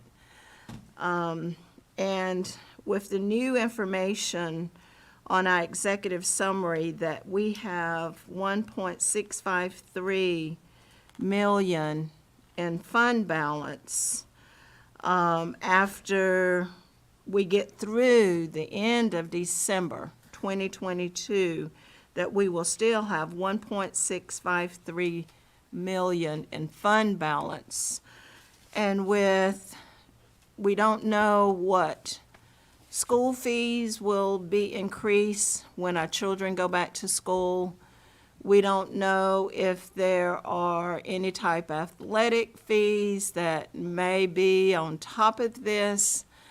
So I tend to feel that we just need to wait till the December timeframe, reassess. I agree with Mr. Hensley's statement that he made at our work session that you can't keep kicking the increase down the road. At some point, we're going to have to raise the cost of our breakfasts and lunches. We know that. But I think the timing at this point in time may be just a little off. So if there are no other comments, I just like to correct one thing. If we do not have the increase, that would reduce, cut in half the balance we have for the fund, if we didn't have it. it would go down to 1.6 by the end of December. If we didn't have the increase. We're at 2.8 now? So but I don't understand. There's 1.5 million meals, okay? I'm talking about breakfast and lunches, okay? At 25 cents. Point of order, Madam Chair. Can we make a motion and then start discussing the motion? Because the reason why is because rather than making a motion and then discussing and debating the motion, we tend to have these rambling things, and then we do a motion, and then there's no time to like have discussion. We're doing it So backwards. you making a motion? I'm not going to make a motion. Okay, so I'll move to table this matter until December, I believe, the December meeting. So that would effectively put off any increase in the meal fee until December. okay. And Is that- there a second? And that would yeah, somebody can second. Is there a second? Okay. And Now that would Now- reduce the balance we have. Now, by 50%. Mr. Hensley. Okay, now I have comments. Okay. The first my comments come in two different categories. The first one straightforward. The second one, I ask everyone to pay attention. You may need to write down some numbers because it's just, you start talking figures, and I just did them right now with my calculator, so with my phone. But the first thing is we have $2.8 million fund balance, which, by the way, we got on the backs of our workers because the way this happened is, I'm going to explain a bit of background. So the federal government reimburses us historically I'm just going to use lunches, reimburses us $3.39 for every lunch that we feed a qualifying child who gets a free meal. The federal government gives us $3.39. We set the prices where we charge other people for the exact same meals. And that was been set at, per this, at $2.50. So at that, we broke even, right? And 35%, if I remember right, 35% of the students got free or reduced meals, and 65% paid the $2.50. Well, when COVID came around, the federal government said, everybody, free meals, free meals. It was like Oprah Winfrey, right? Free meals, free meals.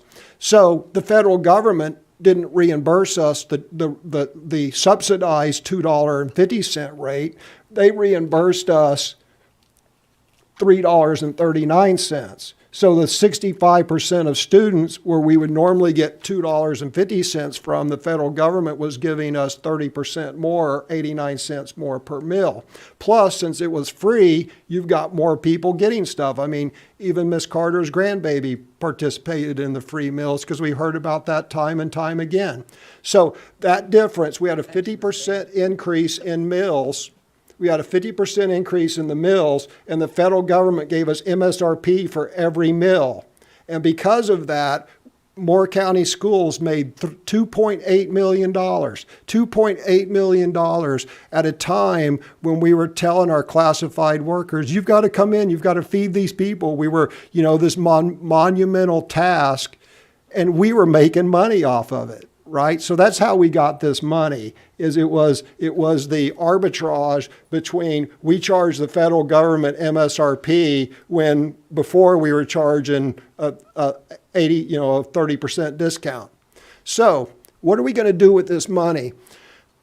Now that COVID's over and masks are over, going and visiting the schools, I always go and eat the meals. And they're actually, I was very surprised, and they're very consistently good. And that's a good news story. But I go back and I talk to the workers. I'm like, hey, how are, I kick tires, I look around, I look at the cleanliness, I check morale, and, I ask them questions. And, I've had several of them tell me, we've put in to get stuff. We put in to get chafing pans and chafing pan lids and serving utensils, and we're told there's no money for it. So I've been told while I'm visiting schools in the last 4 or 5 months, I've been told by the cafeteria staff that they've put in for equipment, and they've been told there's no money. And then it turns out we got $3 million in the fund balance. And by the way, I went out and I bought some of that equipment and provided it to those schools using my own money. So when I was like reaching into my pocket and paying for stuff that they were told that there was no money for, turns out there was plenty of money. And then subsequent to last week's meeting, I've got several calls from classified staff people who say they're repeatedly told, and I can't say that this is true or not, but I was told that there is broken kitchen equipment, malfunctioning equipment that they can't get fixed. So before we talk about continuing to give free meals, I think the first order of business is we need to go out and survey all of our kitchens, all of our cafeterias, make sure that they have all the equipment they need and it's all in working order. And that should be the first use of our fund balance, because if we can't serve any meals, then nobody's getting fed. So the first thing that I would say, and again, I don't know whether any of this is true or not, but that's what I was told. Right? So the first thing that we as a board need to do is make sure that we apply this fund balance to get, any equipment, any needed equipment or equipment repaired. So that's my first point. My second point is this. This plan, this plan increases the subsidy. We are, as one speaker pointed out, we are literally rolling poor kids for their lunch money to subsidize the children of the most wealthiest people in this county. And this plan increases that. With the 25-cent increase, let me go through the numbers real quick. The way it's happened in the past, as I said, is $3.39 per lunch meal is what the federal government gives us. That's 35% of the students that are eligible for that. 65% of the students pay $2.50. So here's the game, right? The federal government gives us $3.39 to prepare and feed a quality meal to a qualifying child. But we don't do that. What we do is, and by the way, that same law requires us to provide the same meals to the general student population as we give to the children who get free and reduced meals. However, we, the board, are free to set the cost of the non-qualifying people. So what do? We set that at $2.50. right? So the federal government gives us $3.39 to feed a poor child who qualifies for a free meal. But we don't spend $3.39 to feed that child. What we do is we take 17% of it and we divert it to feed everyone else. And here's the math. That's a 58%, that's a 58-cent difference. And by my calculations, where the federal government gives us $3.39 to feed that child, we actually give them a meal that costs $2.80. By the way, is that how much our lunch costs are for a lunch? Do you know? No. What do we pay for a lunch? What do our lunches cost? Ms. Lovelady, please come to the Well, it does. to the I'm mic. sorry, I didn't mean to put you on the spot. I just, here's my math. So what we're doing is, rather than giving that child, rather than us taking the full $3.39 the federal government gives us to feed a needy child, we are taking 58 cents of that and we're diverting it to feed people who do not qualify. That is 18%, so the cost of the meal is $2.80. So fast forward to the plan as recommended by the superintendent, which the federal government reimbursement is going up to $4.43 for a lunch.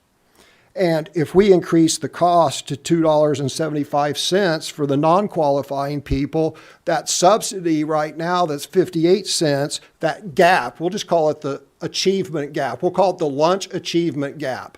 The lunch achievement gap goes from 58 cents per lunch being diverted from the poor, needy children to the people who don't qualify to a $1.68 gap. And that is a 25% subsidy. So even if we adopted the quarter increase that the superintendent is proposing, that is actually increasing the subsidy that we're giving the non-qualifying children. We're literally taking twice as much money from the needy students and giving it to the less needy. That's what this plan does. And that's not the intention of the federal lunch program, is for them to give us money and us divert it to people who are non-qualified. And if we keep the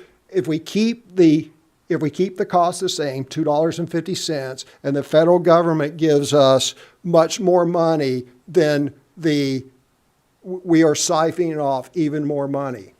So this is just blatantly unfair. As Mr. Woodward said, we are literally rolling poor kids for their lunch money.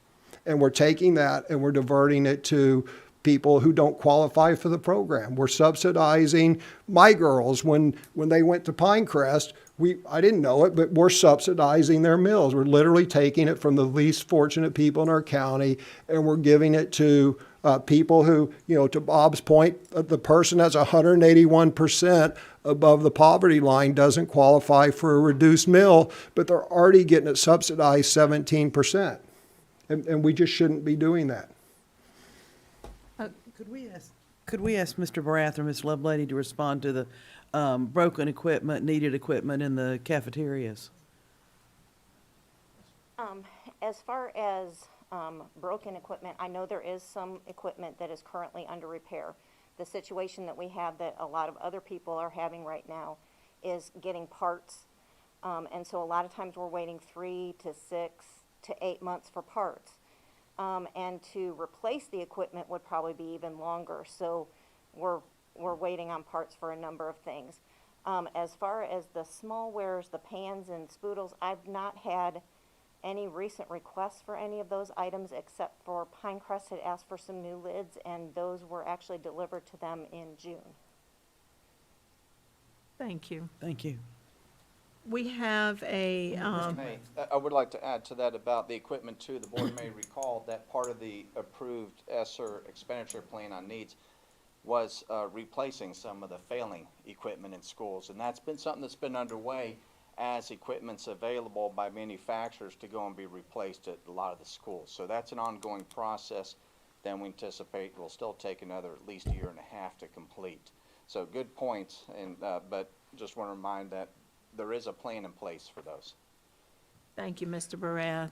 Mr. Levy, would you, Madam Chair, just real quick, just in Okay. response. Again, incomplete picture, I feel like a mushroom a bit. Well, I feel a lot like a mushroom in this position, keep me in the dark and piecemeal stuff to me, right? But, again, we spent Esser funds to do cafeteria equipment when we had a $3 million fund balance. Maybe we should have spent some of our $2.8 million fund balance that had to be spent on cafeteria food to do those cafeteria repairs. And then we could have given our cafeteria workers a raise, or we could have given them a bonus. Reflecting back a year ago, under the previous superintendent, the central office proposal was to give a $25 an hour bonus to teachers who work summer school and a $75 a week bonus to the classified staff. At the same time, we're making at the time we were making $1.5 million a year on our food program. The central office proposed a $25 an hour bonus for teachers working summer school, but a $75 a week for the cafeteria workers. And we were making $1.5 million a year off the back of the cafeteria workers. This stuff has to stop. We have to start thinking of our employees, and we have to start taking holistic views of stuff. We have to stop getting the budget spoon-fed to us. Oh, we've got a bright idea here, $1 million here, $1 million there. This is not the right way to run a railroad. Mr. Levy, what was your motion again? My motion was, you go, okay. I have just one question and then a question for you, David. What would it be, I feel like my mic's not on. What would it be for, if you were to say everything from breakfast was free, but then you charged the 25 cents? Did you guys ever calculate that? How much loss that would be? I think we have that. Give me just a Oh, minute. you're fine, and I'll ask David. So David, your proposal or your, when you're commenting, what is your resolution? What would you do if you had the chance? Would you charge the people that don't qualify $4? Is that what you were kind of stating? Look, it's a tough situation because, the proper thing to do would be to means test it. People that 180% above the poverty line and below are eligible for free or reduced meals.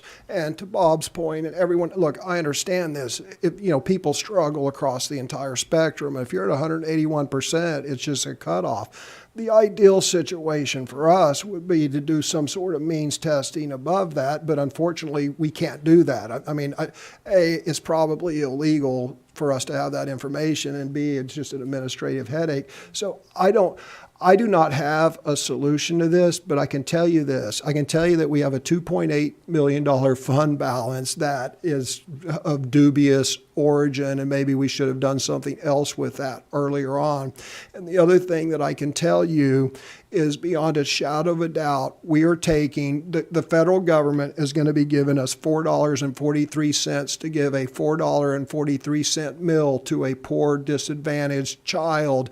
And instead of giving them a $4.43 worth of food, we're going to be giving them $3.33 worth of food. So we are literally shortchanging the most needy among us. So yes, in a perfect world, the correct solution is that we give a $4.43 meal to the people that the federal government gave us a $4.43 meal, and the other people pay $4.43. That is the perfect solution. Now, last week we talked about, how do we get there? Well, we don't get there by perpetuating the problem. This actually doesn't perpetuate it. If we just did a quarter increase, that we're literally taking as a percentage twice as much money from those needy childs. And if we do nothing, then that's even more than twice. And what we talked about last week was maybe doing a 75-cent increase this year, and then a 75-cent increase next year. It is fiscally responsible, and anything else is just kicking the can down the curb. And then what happens when this fund balance runs out? Fund balance runs out. And then, well, we're gonna have, future equipment's gonna break. Maybe we keep this fund balance to, and we let the county commissioners know we're keeping this as a reserve against future equipment, or maybe we put an ice cream machine in. Bob actually suggested that when we were talking about this after the last meeting. But, we make sure we take care of our equipment needs, and then we start trying to get parity and reducing the lunch theft equity gap. Mr. Levy. Now, If but I by, can just get my question answered Yeah. from. Okay, um, okay. Did you get the number? Yes, basically, universal free breakfast across the district would be approximately $1 million a year. $1 million there, okay. I'm not unsympathetic to Mr. Hensley's argument, okay? I think his argument makes a lot of sense. But what Mr. Hensley said was in a perfect world. This is not a perfect world by any stretch of the imagination. We still are facing parents who are struggling. And I had some problem with the idea that our fund balance was going to go down from 2.8 to something like 1 point something million dollars if we, Did not 1.6 if we don't increase a quarter. through December. Through December. Free, if we want free. No, that's not what it says there, okay? But we only put out about 1.3 million meals. And if you divide that by 4, that's $300,000, and divide that by a half, that's $150,000. So I don't see how the fund balance goes down that much if we don't add the quarter. Is there a reason why my math is off here? I think I can answer a little of that. We're always a month behind, so we will not get September reimbursements, which is a full month's worth of reimbursements. Right, that's what I thought. October 15th. That's what I, Yeah, and then November and December have very few serving days in them. So, but we will eventually get the money, and that's what our fund balance is for. Your fund balance is your overdraft protection. And contrary to what we were told last week, we said we must have 3 months. No, 3 months is actually the maximum, because after that, the school district, which I think is very immoral, starts scraping the money off the top. No, the amount is 2 months, all right, which is roughly, I think it's at $800,000 per month. 1.6 million So for 2 1.6. So the ideal fund balance is about 1.6, and that should cover the delay in money, because that money is going to come in anyway. So what we're really talking about by waiting until December and seeing what's going on is about, I said 300,000, about $160,000, which that quarter represents. And I believe my math is pretty good on that. So for that $160,000, I think we can wait till December. And then we can do something else. I don't know who's right or who's wrong about the need for equipment and stuff like that. But if we could suggest that we survey the various cafeterias, see what they want, see what they need. I don't know. And then maybe in December, we'll take what's left of that fund balance and maybe buy, I don't know, maybe they need a new stove, or maybe they need new chafing dishes. I don't know. But I do know that the quarter is not very, very important with respect to the fund balance. And it's not 1.6 million. It's about $150,000. And out of a $2.6 million fund balance, you can afford $150,000. So to answer the chair's question, my motion was, which was seconded, to table until December's meeting. I still think that's the wise thing to do, but I also think that hopefully we'll be able to get a little bit closer to what Mr. Hensley is talking about, because he's got some very, very good points, especially if this inflation goes down a little bit. We all hope it does. We don't know You know, I don't think anybody really knows, okay? And we'll see what the economy does. And in the meantime, our parents are going to get a little bit of a bargain on their lunches. It's still going to cost them $150 a month, so it's not the greatest thing for them, but we don't have to add to their pain. So we'll keep the 2018 prices, and maybe do that for our parents. Mr. Hensley has one last small I do. comment. I have an imperfect world solution that Okay. I am going to propose. And then I'm going to urge my fellow board members to vote down Mr. Levy's motion and go with this. So historically, the lunch program was run at zero revenue. It broke even. The prices were set so that although you had this income redistribution, we literally rob from the poor to give to the rich. Oh, and by the way, that's a practice across this country. That's not here. That's no indictment of anyone in Moore County schools. The districts around us are even worse. I mean, Hoke County and Scotland County actually take from the poor as a larger percentage and give to the rich, which is mind-boggling. But that's an issue around the country. We're not going to settle that today. But historically, the lunch program has been revenue neutral. The prices have been set, so you take the amount from the federal government, you set the local pricing, and then it's a break-even affair.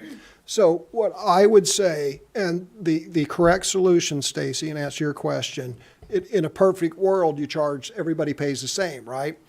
In perfect world, what I would say is we vote down Mr. Levy's motion, and then I would propose a motion that the superintendent sets the price for the non-subsidized meals so that it is revenue neutral. And then we take the amount that we have in our fund balance, 2.8 million, which must be spent on food-related stuff, so the county commissioners can't take us away from us. We can't spend it on a basketball court or something like that. Then we keep that $2.8 million, and we use that in out years to fix equipment and replace broken equipment and all that. So we actually exercise fiscal responsibility by having a revenue-neutral food program, which should keep the percentage of subsidy from the poor to the rich about what it is now. It's revenue-neutral, and then we have $2.8 million in the bank to fix future restaurant, cafeteria equipment. Okay. At this time, we're going to vote on Mr. Levy's suggestion just to defer until December. All in favor, let it be known by saying aye. Aye. Any opposed, let it be known by saying aye. Aye. Aye. So the motion fails 4-3, is that right? I didn't vote. I abstained. So that means yes. Yeah, So that means yes, that you vote for it. So all in favor of Mr. Levy's proposal, let it be known by raising your right hand. Okay, that's 3. That's your left hand. Does that vote count? All opposed, So he seconded it? He Doesn't have to seconded the vote for motion. Yeah, I mean, he made a all good argument. opposed, let it be known by your right hand. Okay, and then Mr. Dennison abstained, so that goes with yes on the motion, okay? Isn't that right, Mr. Schwartz? That's correct, yes. Thank you. So So the the motion, Wait. I just have Oh, one no, comment. motion just what? No, it's a tie. any The abstention abstention automatically is means affirmative. yes, is that right, Mr. Schwartz? That's That's correct, correct. under your, And so that goes with in favor of the motion. So the motion passes? Yes, yes. Oh, okay. I have a interesting. comment to make, and David, I agree with you, giving the poor, it'd be great to give everybody a meal that's $4.50. But you can't give them a $4.50 meal and give somebody else a $2.50 meal. The meals have to be consistent, plus you don't know people coming through the line, who's entitled and who's not entitled. So I think, to me, it's a dilemma, because there are going to be people that aren't going to be able to pay the $4.50, a lot of them who are in the middle there. So we can revisit that in December, okay? Next, we're gonna talk about elementary and secondary school Esser funds. This is our last item. See how much we lose. And again, this is an item that we have discussed during work session. So Dr. We still Locklear, have a million. Is this just a discussion, or are we appropriating? not gonna this last long. is, he's presenting this, like we had talked about, and there are gonna be funds allocated for a specific reason, and we're supposed to vote on it. Oh, okay, all right, I just wanted to know. Thank you, Madam Chair. Yes, this is, we presented an update on where our ESSER 2 and ESSER 3 budgets were at the end of the year. At the work session last week, we looked at where our savings of what we projected in the ESSER 2 and ESSER 3 budget were in those various areas that the board had approved to spend the ESSER funds on. And we showed approximately $2.3 million in savings. Earlier today at our special call work session, we discussed our overall budget and again, showed you in that discussion earlier today where my recommendation, staff's recommendation is to spend the ESSER funds on one-time, as we know, ESSER funds are one-time funding, a one-time source that go away. And our recommendation is to spend those savings, reallocate them into these three areas. The first area was stipends for letters training, which is required state training on all of our pre-K-5 staff. It's going to require a lot of hours outside of their normal school day, so providing them a stipend for that training. The second area was an outright purchase of grades 2 through 5 Chromebooks, and the third area was supporting our Connect Academy, virtual academy, and getting that started as it opens up this school year. Those were the three areas, came in a little under that $2.3 million in savings. So Dr. Metcalf, there was some additional information that was requested from the discussion last week. Dr. Metcalf's added a slide. But I'm going to ask you, Mike, if you would just go through each three of those and just review those one more time, our compelling why, if you will, behind those three and why I'm recommending that. And then we'll certainly open for additional discussion and questions, Madam Chair. Certainly. Charlie, if you could move it back, I think, 2 slides. Slide 19, if you would, please. Yes, so we had 3 requests. The first was for grades 2 through 5 Chromebook refresh of $1.1 million. The Chromebooks in grades 2 through 5 have reached that end of life. The Google updates, the support, all of that has ended. So we are requesting to use that money for 2,945 devices, which will meet that device need. That's a 1-to-3 ratio in grade 2 and a 1-to-1 ratio in grades 3 through 5, which is important to us because of the testing. And it would be an outright purchase, which will save from the lease purchase that we had talked about previously. It save us about $54,500.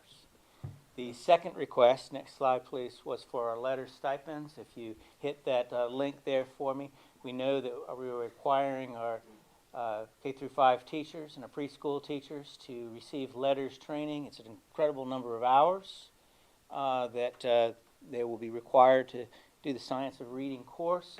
If you scroll all the way down, there's 8 units over a 2-year period of time, up to 168 hours that they estimate that it would take to complete this training for those teachers.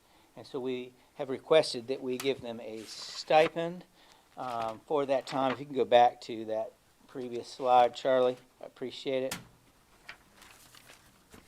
The stipend would be, there's 2 levels of certificate that they can earn. The mastery certificate, which is what we would want to encourage our teachers to earn, would be $330 per unit.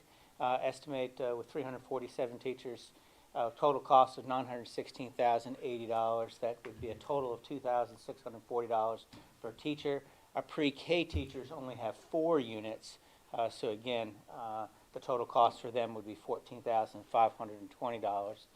A total with $930,600 for stipends for our teachers for that time that we're requiring them to learn the letters curriculum.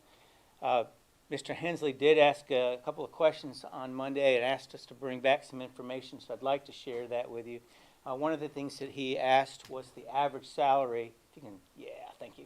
Average salary of a Moore County Schools teacher. This includes the supplement, the total supplement that they receive. And the average salary for a Moore County Schools teacher is $53,865. The median salary for Moore County Schools teacher with that supplement is $55,440. The average hourly rate for the average teacher with the supplement is $31 an hour. That's based on the 215 days that they are contracted and an 8-hour work day. The average household income in Moore County is $63,324. Again, information that Mr. Hensley had requested. The median household income for Moore County is $86,395, and the per capita income for Moore County resident, $36,184. And really thank the Moore County Partners in Progress who provided that information from the census. The stipend that we would be offering based on the hours comes between $16 and $19 an hour for those, and depends on if they've used the full amount at that time. Dr. Metcalf, Yes, sir. the average salary up there, what year is that from? That is current this year, current salary. So that's not actual pay, that's, The average salary at the top of $53,000, that's what they earn. the reason why is, the North Carolina Department of Public Instruction states that the average teacher pay in Moore County schools in 2018, 2019 was $53,639. So if I'm looking at that, teacher pay in 3 years went up $200 a year? Is that? More of our experienced teachers left the district, which impacted the average pay. An additional factoid that's not up there, again, this is from the North Carolina Department of Public Instruction. The median pay for a person with a bachelor degree in Moore County is $47,821. So the average person in Moore County with a bachelor degree makes $47,821, which is a 12% delta. So teachers in Moore County make approximately 12% more than the average person with a bachelor's degree, and that is for 2 months less work.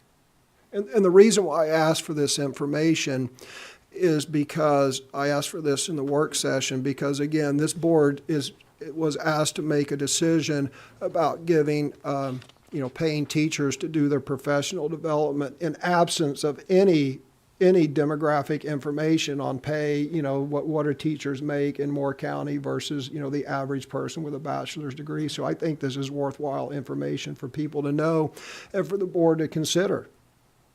New teacher pay is about $37,000. Yeah, well, right. No, look, the problem with teacher pay is it's based upon longevity instead of merit and performance. Right. I mean, it's the post office pay scale. You've heard me explain that. I mean, the new teachers, who may be some of your best teachers, Anyway, that's a discussion for another day.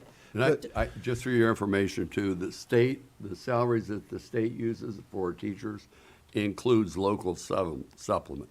So like if Wake County gets 20%. Yeah, this $53,637, that included the local supplement, but it did not include the approximately 25%, 28% in benefits, retirement pay and medical and all that. So you got to add another, 25% of that's another $12,000 in benefits. Dr. Metcalf, did you have anything additionally? Did one additional slide if I can. The third request was for the to fund the Connect Academy. Thank you, Charlie.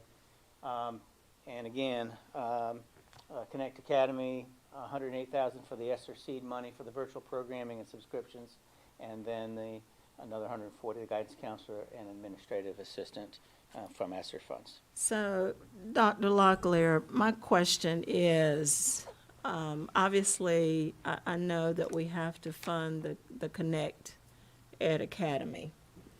And I guess my question or what I'm thinking, based upon our discussion earlier at 3 o'clock and the questions that board members had and about the funds and some I don't feel had real good clarity of the funds that we got and what we have. So my question is, would it be too problematic to defer this until our next board meeting? I would make a more formal motion, Madam Chair, and that would be to table this until our next board meeting and respectfully request that the administration come back with a comprehensive plan for the allocation of what I believe to be, and I could be wrong on this one, $8.445, I believe, million in a combination of Esser savings, fund balance, and the additional monies given to us by the county. So that's the whole thing, rather than now we're going back piecemeal, and I don't want to have this discussion on the on the refreshing of the stuff and where the $750,000 is. So I'll make the motion that we table. Before you make Yeah, the sure. motion, Yes, ma'am. let me finish with my Okay, my yes, thought. yes, ma'am. Okay. So my thought is allow us an opportunity to come together and possibly a couple of hour work session so you can present this and board members can ask questions, and then we can have this item on our special called work session in September to be able to approve it at our work session in September. I would say that the most, there's two out of the three things that I would say we did feel some urgency around. And one of those were the stipends for our teachers. And I do feel that's something that we'd want to consider and move forward with. However, certainly we'll respect where the board lands on that, or you want to delay it. The second thing that we did feel some urgency around was our Connect Virtual Academy, and going ahead and move forward with exactly where we're paying for that. The Chromebook refresh, while there is urgency around that, if we wanted to pause on that, that wouldn't be my preferred course of action, but it's something that I think we could do as we move forward and continue to discuss. But the two areas of urgency, I would say, would be with the stipend and with the Connect Academy. I just think, and board members, maybe, I got a different sense, but I'm thinking that we're gonna have another 2-hour discussion this evening, based upon, the questions and the things that, appear not to really be clarified, so. I'm looking at this as just Esser. I'm not looking at it as the budget. I'm looking at just the Esser money of what they're requesting is just for the Esser money. We're not talking about budget. We're not talking about the 750. We're literally just talking about what are we going to spend our Esser money on. So to me, it's pretty much laid out. Whether we do the Chromebook, which is 1.1, whether we do that or not, and we come back and find out that we have 750,000, well, great. Well, then we'll use that 750,000 on something else. So to me, that budget has nothing to do with the Esser money. So I want to go ahead and go forward on this. If we have to, step back on the Chromebook just to maybe figure out the 750, I guess I'd be okay with that, but I really think we really need to push forward on this. Okay, Philip, what are your Yeah, thoughts? I agree as well, that we really do. Libby? I also agree. Okay. What we've got is a case where there's been very well-managed money. Contrary to what people are going to say or want to say, our officers are keeping up with the money. When it was allocated to be spent on certain items, that's what it's been spent on. It hasn't been spent on buying extra Kleenex to put in the classrooms, whatever. It's been spent on the things for which it was allocated. And we ought to be looking at this as a gift that we can reallocate ESSER funds to do 3 more things that we really need to do. And I wholeheartedly support the letter stipends for our teachers. We are putting a real burden on our pre-K through 5th grade teachers that we're not putting on the rest of them. And I think they will earn every penny of that $16 an hour that we're willing to pay them. So, we're requiring it of them in order to stay on the job. Therefore, let's make it worth that time. So I think that, hold on, I think that is really important at this point. I also think, we're looking at end of life for computers for our 2nd through 5th grade. If we don't get those ordered and ready to go, I know there's a whole process in which they are fitted to our network. That's something we have to get done. And we've already put our voice behind Connect Academy. That goes into effect August 29th. We can't be messing around with this. So I don't need any further conversation on it. I'm ready to vote to approve these 3 things and move forward. Mr. Holmes? Yeah, as far as the Chromebooks, I'm, either way. But I want to talk about the stipends. We're all for the stipends for classified staff picking up extra duties. And, I offer stipends at my place. I'm sure you offer stipends at your place of business. I don't know. But it's kind of a benefit. It's kind of like, hey, come on, this is,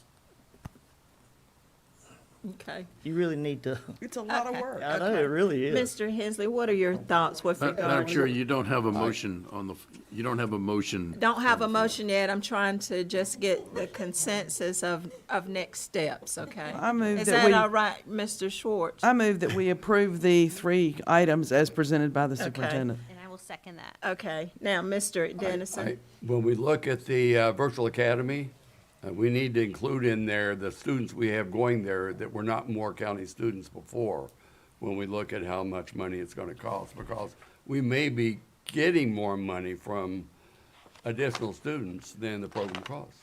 Okay, Mr. Hensley?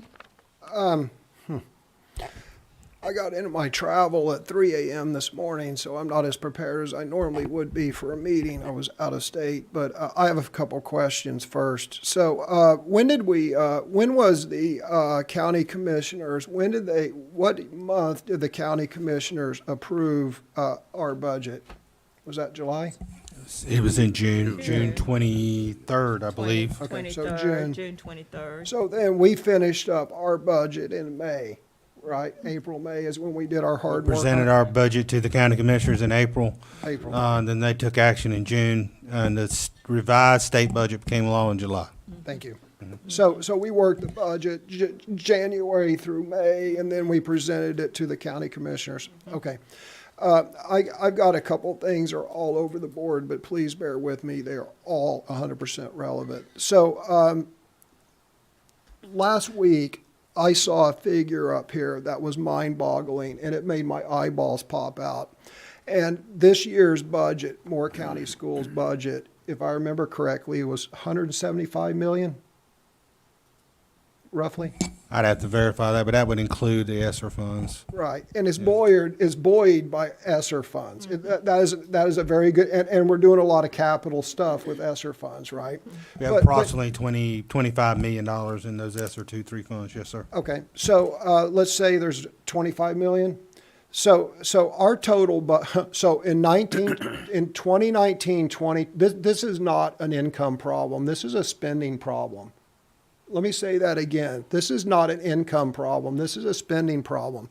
In 2019, 2020, per the North Carolina DPI website, the entire budget for Moore County Schools was $120 million, or $9,000 per student. That was 2 years ago. 2 years ago, $9,000 per student, $120 million. Fast forward to 21, 22, 2 years. $175 million, a 45% increase, 45%. $13,461 per student. That's a 49% increase. So in 2 years, Moore County Schools is increasing their per student spending 50%. Okay, that's just a little factoid to put in the back of your mind.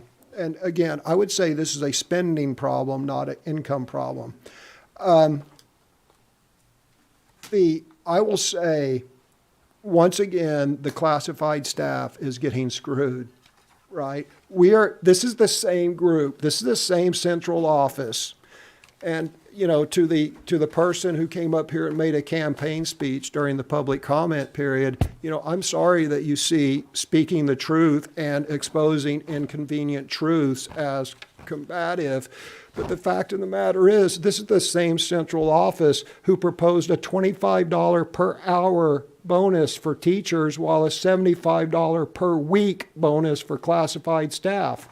This is the same central office that until Mr. Levy forced their hand, this is the same central office and Board of Education that wouldn't pay for bus drivers among our lowest paid employees, wouldn't pay for them to get their bus driver license renewed at 50 or 75 bucks. Now all of a sudden we want to pay teachers $17 an hour to do their professional development. I can tell you this, there are lots and lots and lots and lots of professional people, accountants, attorneys, all kinds of people, doctors, nurses, who have required annual professional training. And I can tell you that the vast majority of those do them at their own time, and many of them do their own expense. You know, it is standard for a company to pay the actual costs of professional development, you know, the materials or tuition or whatnot, but not pay professionals who are salary exempt to do their professional development. That's what you do for hourly people. But this crew and this crew had it 180 degrees backwards. They want to pay their salary exempt professionals to do their professional development and leave the hourly people on their own to do it at their own time and expense. That is 180 degrees out. We just heard about, you know, we heard some of these people crying crocodile tears over subsidized lunches and this and that, but they won't reimburse classified staff for doing their professional development. But let me get to the point of the matter. This is all about, so let's go through the timeline. So in March of this year, the focus brief, you know, we always do a focus brief at most school board meetings where they come up and they talk. I used an example earlier where the head nursing person came up here and made the case that the COVID nurses must be permanent. And it's generally used for propaganda. But in March, someone stood up here, and the focus brief for March was the letters training. The letters training, the central office representative stood up here and said it was revenue neutral, it's fully paid by the state, no worries, this is great. We're going to adopt the Mississippi reading program and use it here, everything's cool. We worked our budget January through March. We worked our budget. This board and the central office worked the budget January through April. We presented it to the county commissioners in April. We got a brief on the letters training in March, so the central office knew about this letters training long before it just popped out of nowhere last week, right? So in April, we went in front of the county commissioners, and we made a promise to the county commissioners, and we made a promise to the Moore County public. We had a list of unfunded deficiencies, and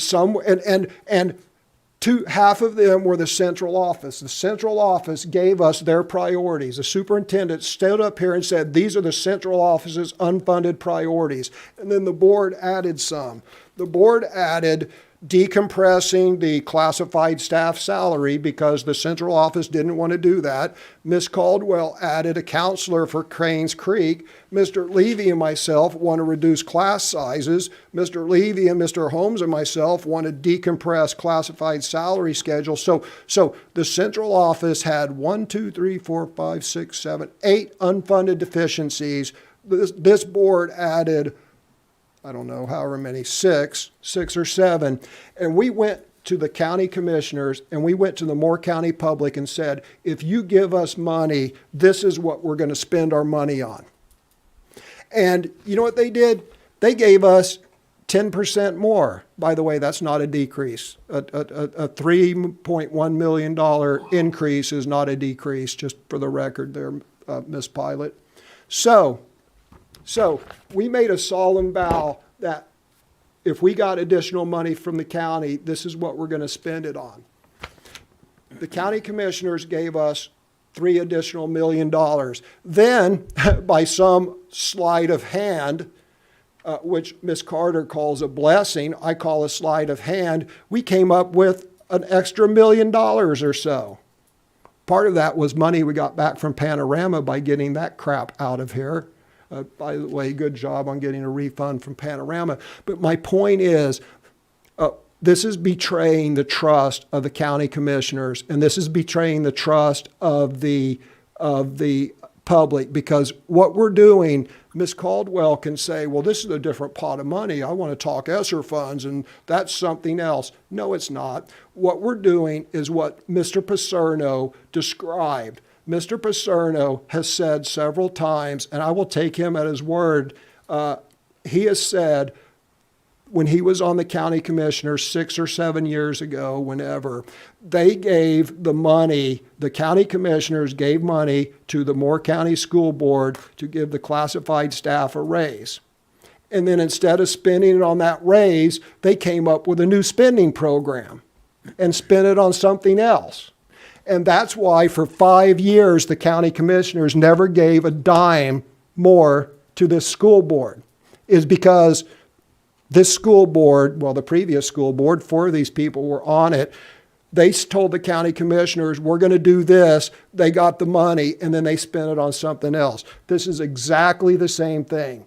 This money for the teachers' professional development was never briefed. It was not identified as a priority by the central office in our budget process, even though they overlapped.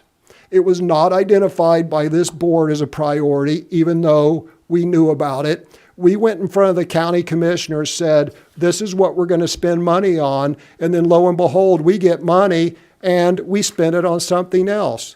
This is betraying the trust of the county commissioners. This is betraying the trust of the Moore County public, and this is compromising our integrity. And we shouldn't do that. Otherwise, guess what's going to happen next year when we go in front of the county commissioners? They're going to say, oh, well, you didn't even use that, and you did this little budgetary sleight of hand, and you came up with money, and you did something that wasn't on your unfunded priorities. And you know what?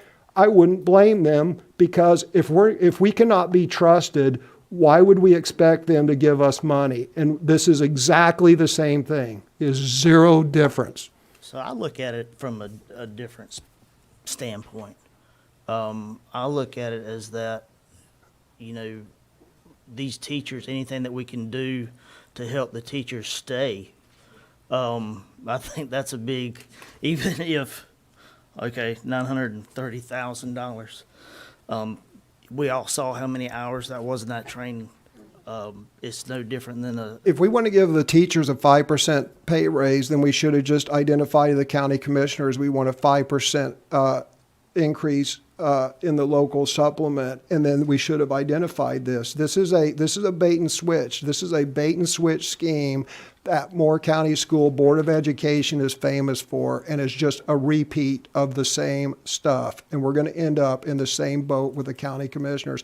I value my integrity more than apparently. Well, anyway. So Mr. Dennison, did you have something? Mr. Levy? Yeah. So we can vote. Yeah. There's a real problem here. We just spent, I think, about, we just spent about two hours late this afternoon finding what I consider to be about $8.445 million in our budget, okay? We did it by looking overall at the budget and then looking at our priorities. Now, all of a sudden, we want to take a portion of that and just put it somewhere and somewhere else that we haven't even really discussed. Quite frankly, if the administration had said, when we were adopting letters, if the administration had said, this is going to cost us $1 million, I would have said something like, you mean we're going to pay $1 million for the Mississippi program on reading? Correct. Okay? Or I would have at least looked at it much harder, and maybe if it was adopted by the State Board of Education and it is mandatory in somehow, some way, we could figure out a way of not having to pay that $1 million. Now, I'm sympathetic to teachers because I do believe that teachers need to be paid more, no doubt about it. But why not? We just gave them $2 million.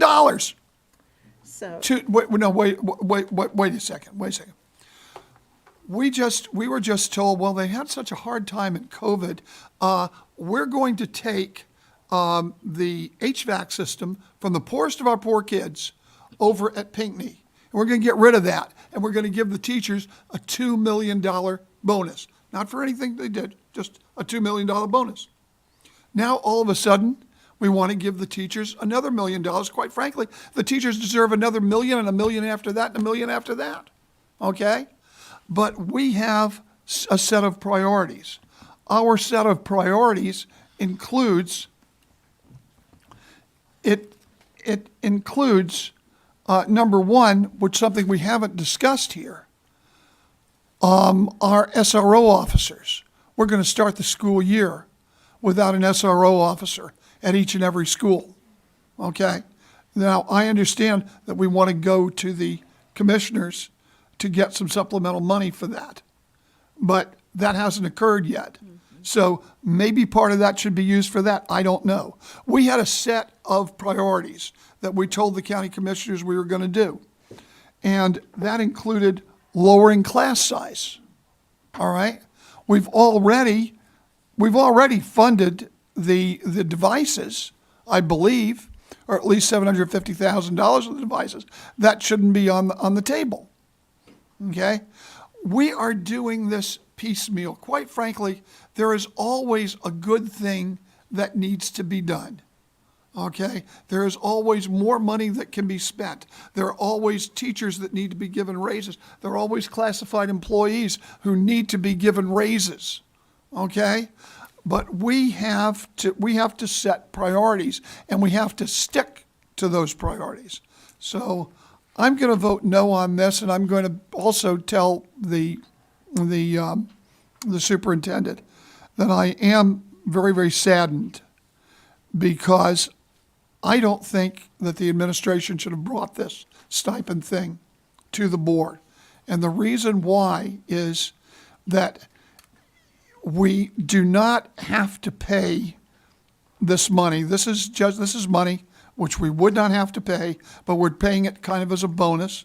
Clearly, there's going to be work done, but that was part of the teacher's contract to do this kind of work. So we're looking like, oh, we're stingy, we're not paying the teachers, okay? And that's a terrible way for the board to look, and if I was a teacher, maybe I'd be upset about the whole thing. So we have to watch out what we bring before the board, and we need to stick to the priorities that the board has given the administration. And by the way, one last parting shot, and that is, I believe that this Connect Academy, which I'm in favor of, by the way, isn't that a recurring cost? Am I correct? All right. Yes, it All will be right. for the staffing Right. portion of that. Now, I was told that we can't use these Esser funds to lower class size because that $550,000 to lower class size in grades 4 and 5 is a recurring cost, and we don't want to use Esser funds for that. But that's okay. We can use Esser funds for the recurring cost of the Connect Academy. It's not recurring. It's not recurring at all? We're anticipating the an setup ADM cost. increase and coming from additional students that will then be funding that moving forward. Okay. Will that be funding that this year?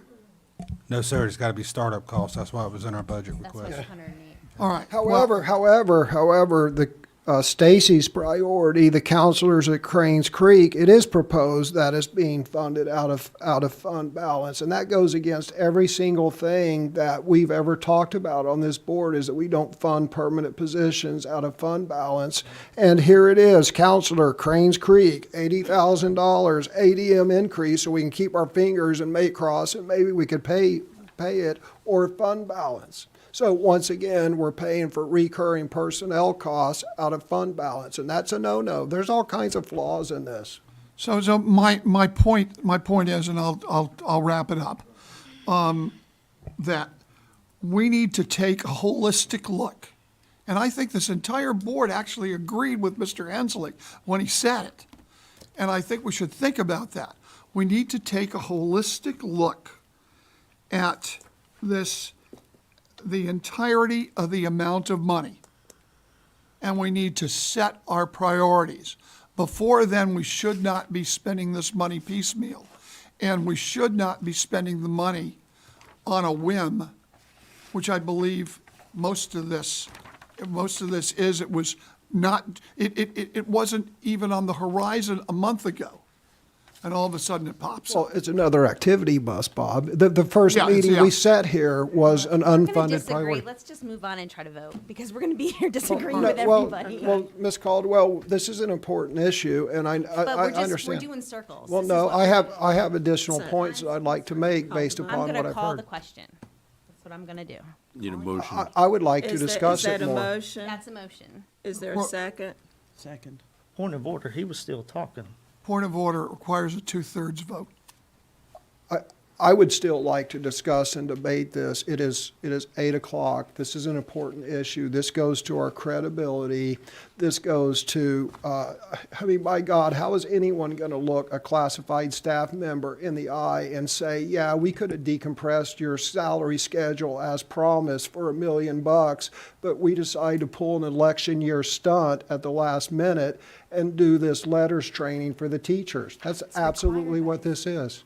It's not, Letters is required by the state. I- Stipend is the not. stipend is not, did other counties, I think at the last meeting, all the other counties, all the other school districts in North Carolina paid stipends. There are a majority of districts, based on my understanding, we certainly could generate So that not all, data. not all of them paid it. I don't want to say something that ain't the truth, but I can tell you that based on my knowledge, the majority of school districts across the state of North Carolina have paid stipends, and have done other measures to accommodate for the additional time that teachers are spending So on. how many of those school districts promised decompression of the classified salary scale and are reneging on that to then turn around and take the same money and pay for letters training?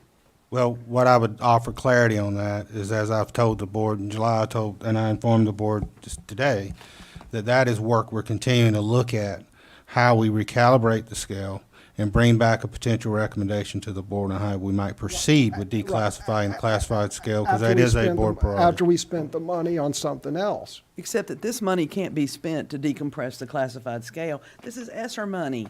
It's used to address learning loss. The science of reading is one of the programs our state legislature adopted, whether it's from Mississippi or not. Our state legislature adopted it, mandated it, said put it in your schools. We waited until the third year to be the third cohort to see how it worked. So now we are going to adopt it because we have been told we must adopt it.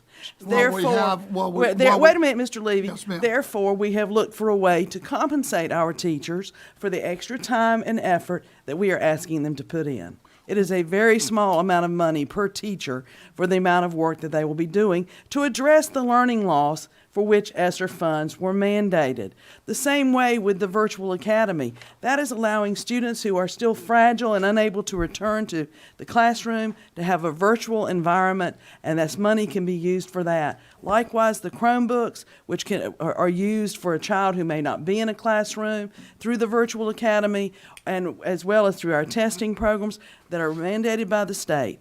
The state mandates these things. It doesn't always fund them all, but the ESSER funds can be used to cover these three things. They can't pay our classified staff. They can't decompress the schedule. They can't hire an extra teacher because it's not going to recur. These are funds, we allocated all these funds before, and thank goodness, through careful management, the funds were not all needed. That's why we have these to use. And instead of arguing about piecemealing it, let's look back and say, oh, this is great. We saved $50,000 here. We saved $75,000 there. We saved $30,000 here. All of a sudden, we've got 1.1 million, and we can pay for those Chromebooks. I am grateful that we are able to now come back together and piecemeal these things and make some valuable purchases and/or commitments to our teachers. Therefore, While fourth and fifth grade classes have You can't 35 use this. children. You Yeah, can't of course use you can this. use, of course you No. can use it to lower class size. It course you goes, can. of course you can use ESSER funds to lower class size. Well, I guarantee you, you can use it. We hired to- teacher assistants with ESSER funds. and they expire at the end of this year. They're Not the hired- teacher the assistants, but the proposals, the funds. proposals to We hire had a- Cranes. we You had have a a motion call to to- call the previous question that's been Thank- properly seconded. It's not debatable and Is- it is requires an everybody- immediate vote. everybody It voting? requires a two-thirds vote to pass. Thank you. All in favor of the call to vote motion? The motion to call the previous question was made. Okay. That's the motion on the floor. Okay, all in favor, let it be known by saying aye. Aye. Any opposed? Nay. Okay, so, Passes by a two-thirds vote. okay, so now we're voting on the superintendent's proposal to use ESSER funds for the items that are listed. All in favor, is there a motion for that? So moved. Is there a second? Madam You already Madam have a Chair, motion. Oh, we already have a Okay, motion. all right, so all in favor of the motion that's on the floor? The motion that's on the floor, hold on one sec. Is there a motion on the floor? Approve the three items presented by the superintendent. Okay, That was made by Ms. Carter and seconded by Ms. Caldwell. thank you. All in favor of the motion, let it be known by saying aye. Aye. Aye. All opposed? Nay. The motion carries 5-2. Next, we have superintendent's report. Thank you, Mr. Schwartz. Thank you. Thank you, Madam Chair. I do have a few brief comments. The first is on behalf of the board to report out on an announcement of a settlement in the matter of JM by parent or guardian MS petitioner versus Moore County Board of Education respondent in the Office of Administrative Hearings, 22 EDC 01803. In compliance with the open meetings law, the Board of Education announces a settlement has been reached in the matter referenced above that provides for a reimbursement fund in an amount of up to $10,500 for additional compensatory services for petitioner and a settlement payment paid purely to avoid the cost and distraction of litigation with no admission of fault in the amount of $8,500 to petitioners for all claims for compensatory services, attorney fees, and costs. Just a couple brief comments. I would, it is an exciting time of year as we get close to the beginning of the school year. Last week, we had the convening, what we call our summer leadership conference, where we bring in our principals, assistant principals, district leadership, and we're looking, engaging, and being ready to kick off the school year. Our theme this year was about reestablishing, reconnecting, and refreshing.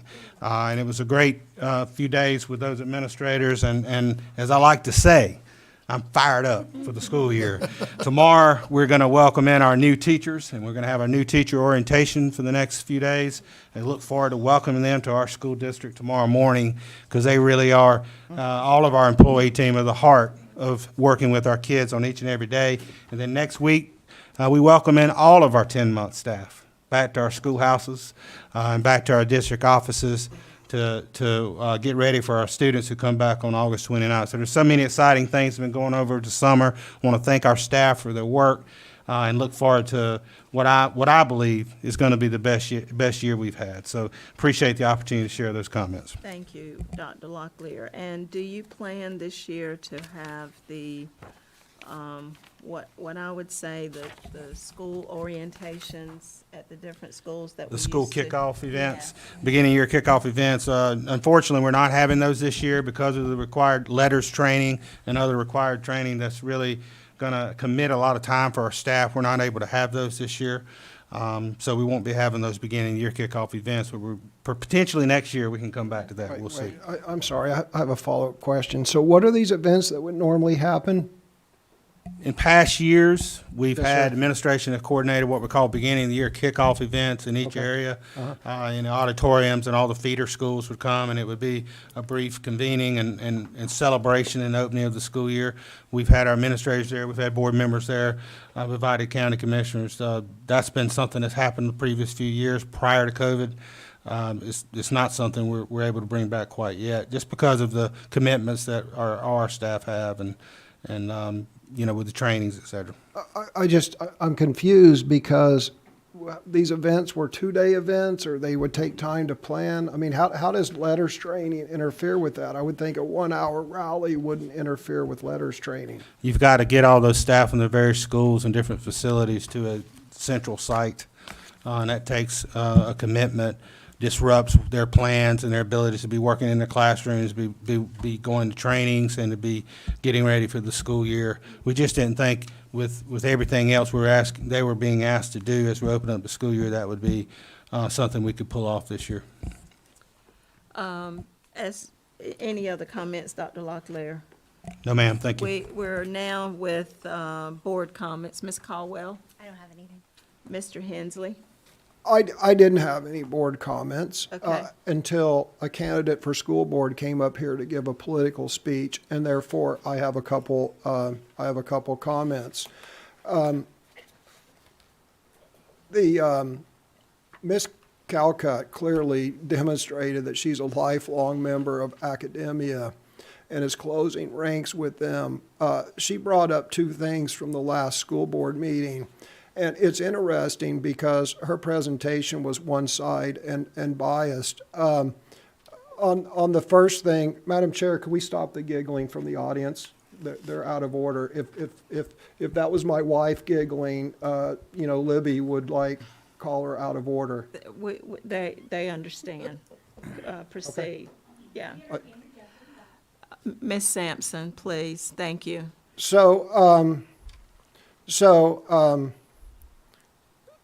Ms. Calcutt ignored real evidence on the slanted, biased, woke stuff that was present in a field trip that was organized by our previous military liaison officer.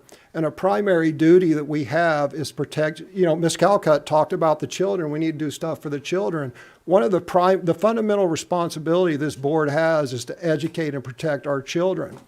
And if I have a question, or any board member has a question about anything happening in Moore County schools or a field trip, it's our responsibility to point that out.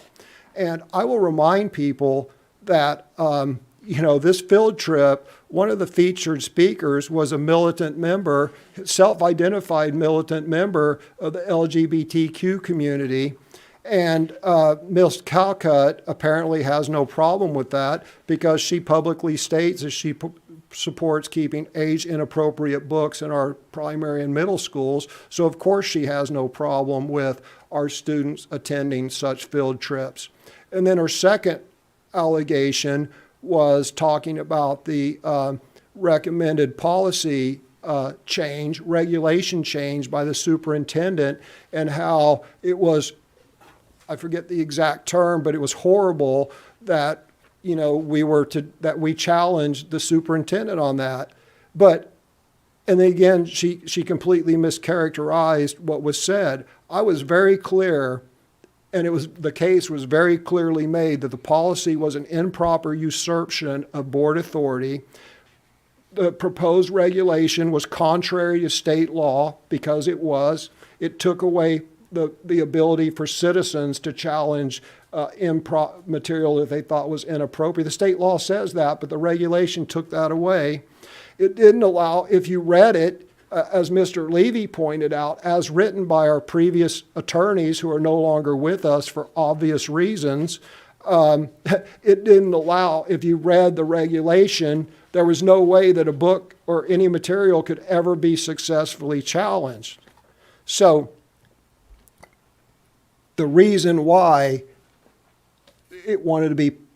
people wanted to pull it from the agenda is the plot was revealed and they desperately tried to remove it from the agenda. And then finally, I just want to say that, it's good to see Ms. Calcutt standing up here speaking for Ms. Sampson. I personally was disappointed, though, because I was looking forward to another I am Spartacus moment.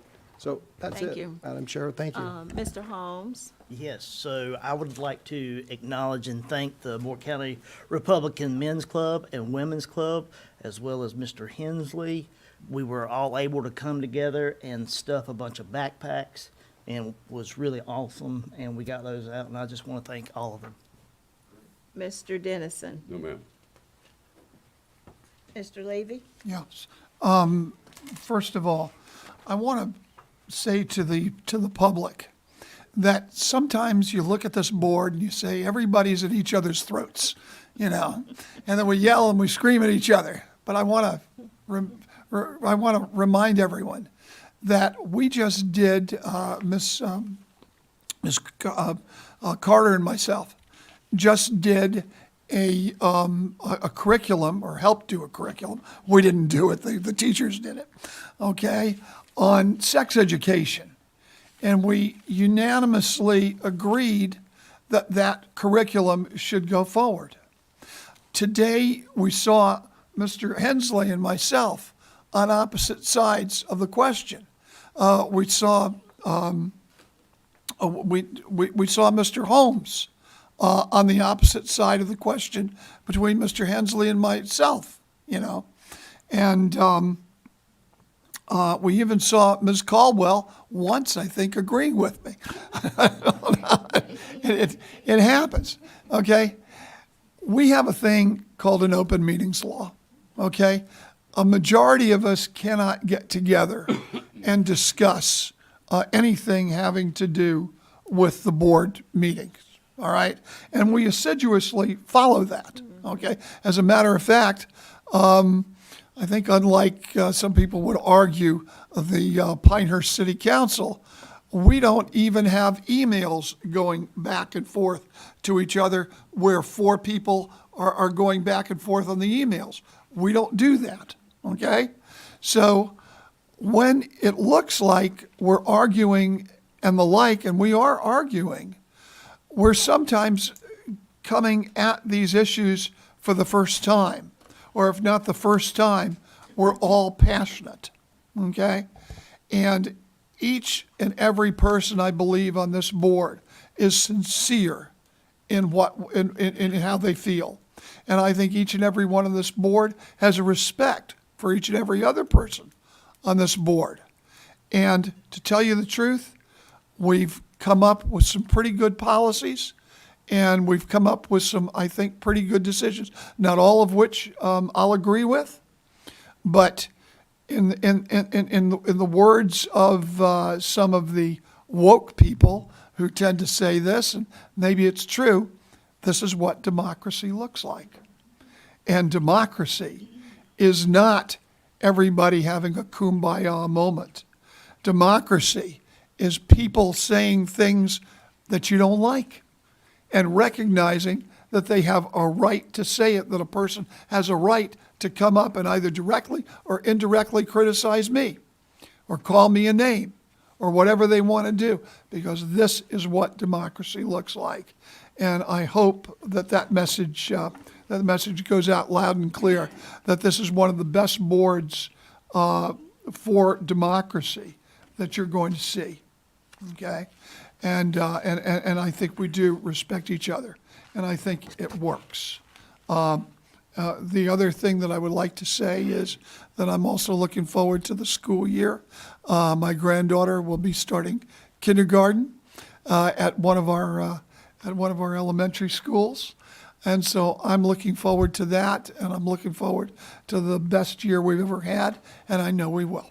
Thank you. Madam Vice Chair. I'd just like to end on a positive note to echo what you've said. Best wishes to teachers, custodians, bus drivers, who I hope will appear on time and drive those routes. To all of our students and parents, a new year is in sight. Thank you. And I echo your comments, Libby. We are counting down to August the 29th, 2022, first day of school. And we are hoping that everything goes like clockwork on the first week. We know how that goes, but we have incredible leaders and teachers in place that will follow up as they need to. So having said that, Mr. Dennison. Madam Chair, move the meeting be adjourned. Amen. Is there a second? Second. All in favor? Aye. Let's go home. Thank you. On the class size thing, I have recommended Yeah. a suggestion for it. Sure, for sure.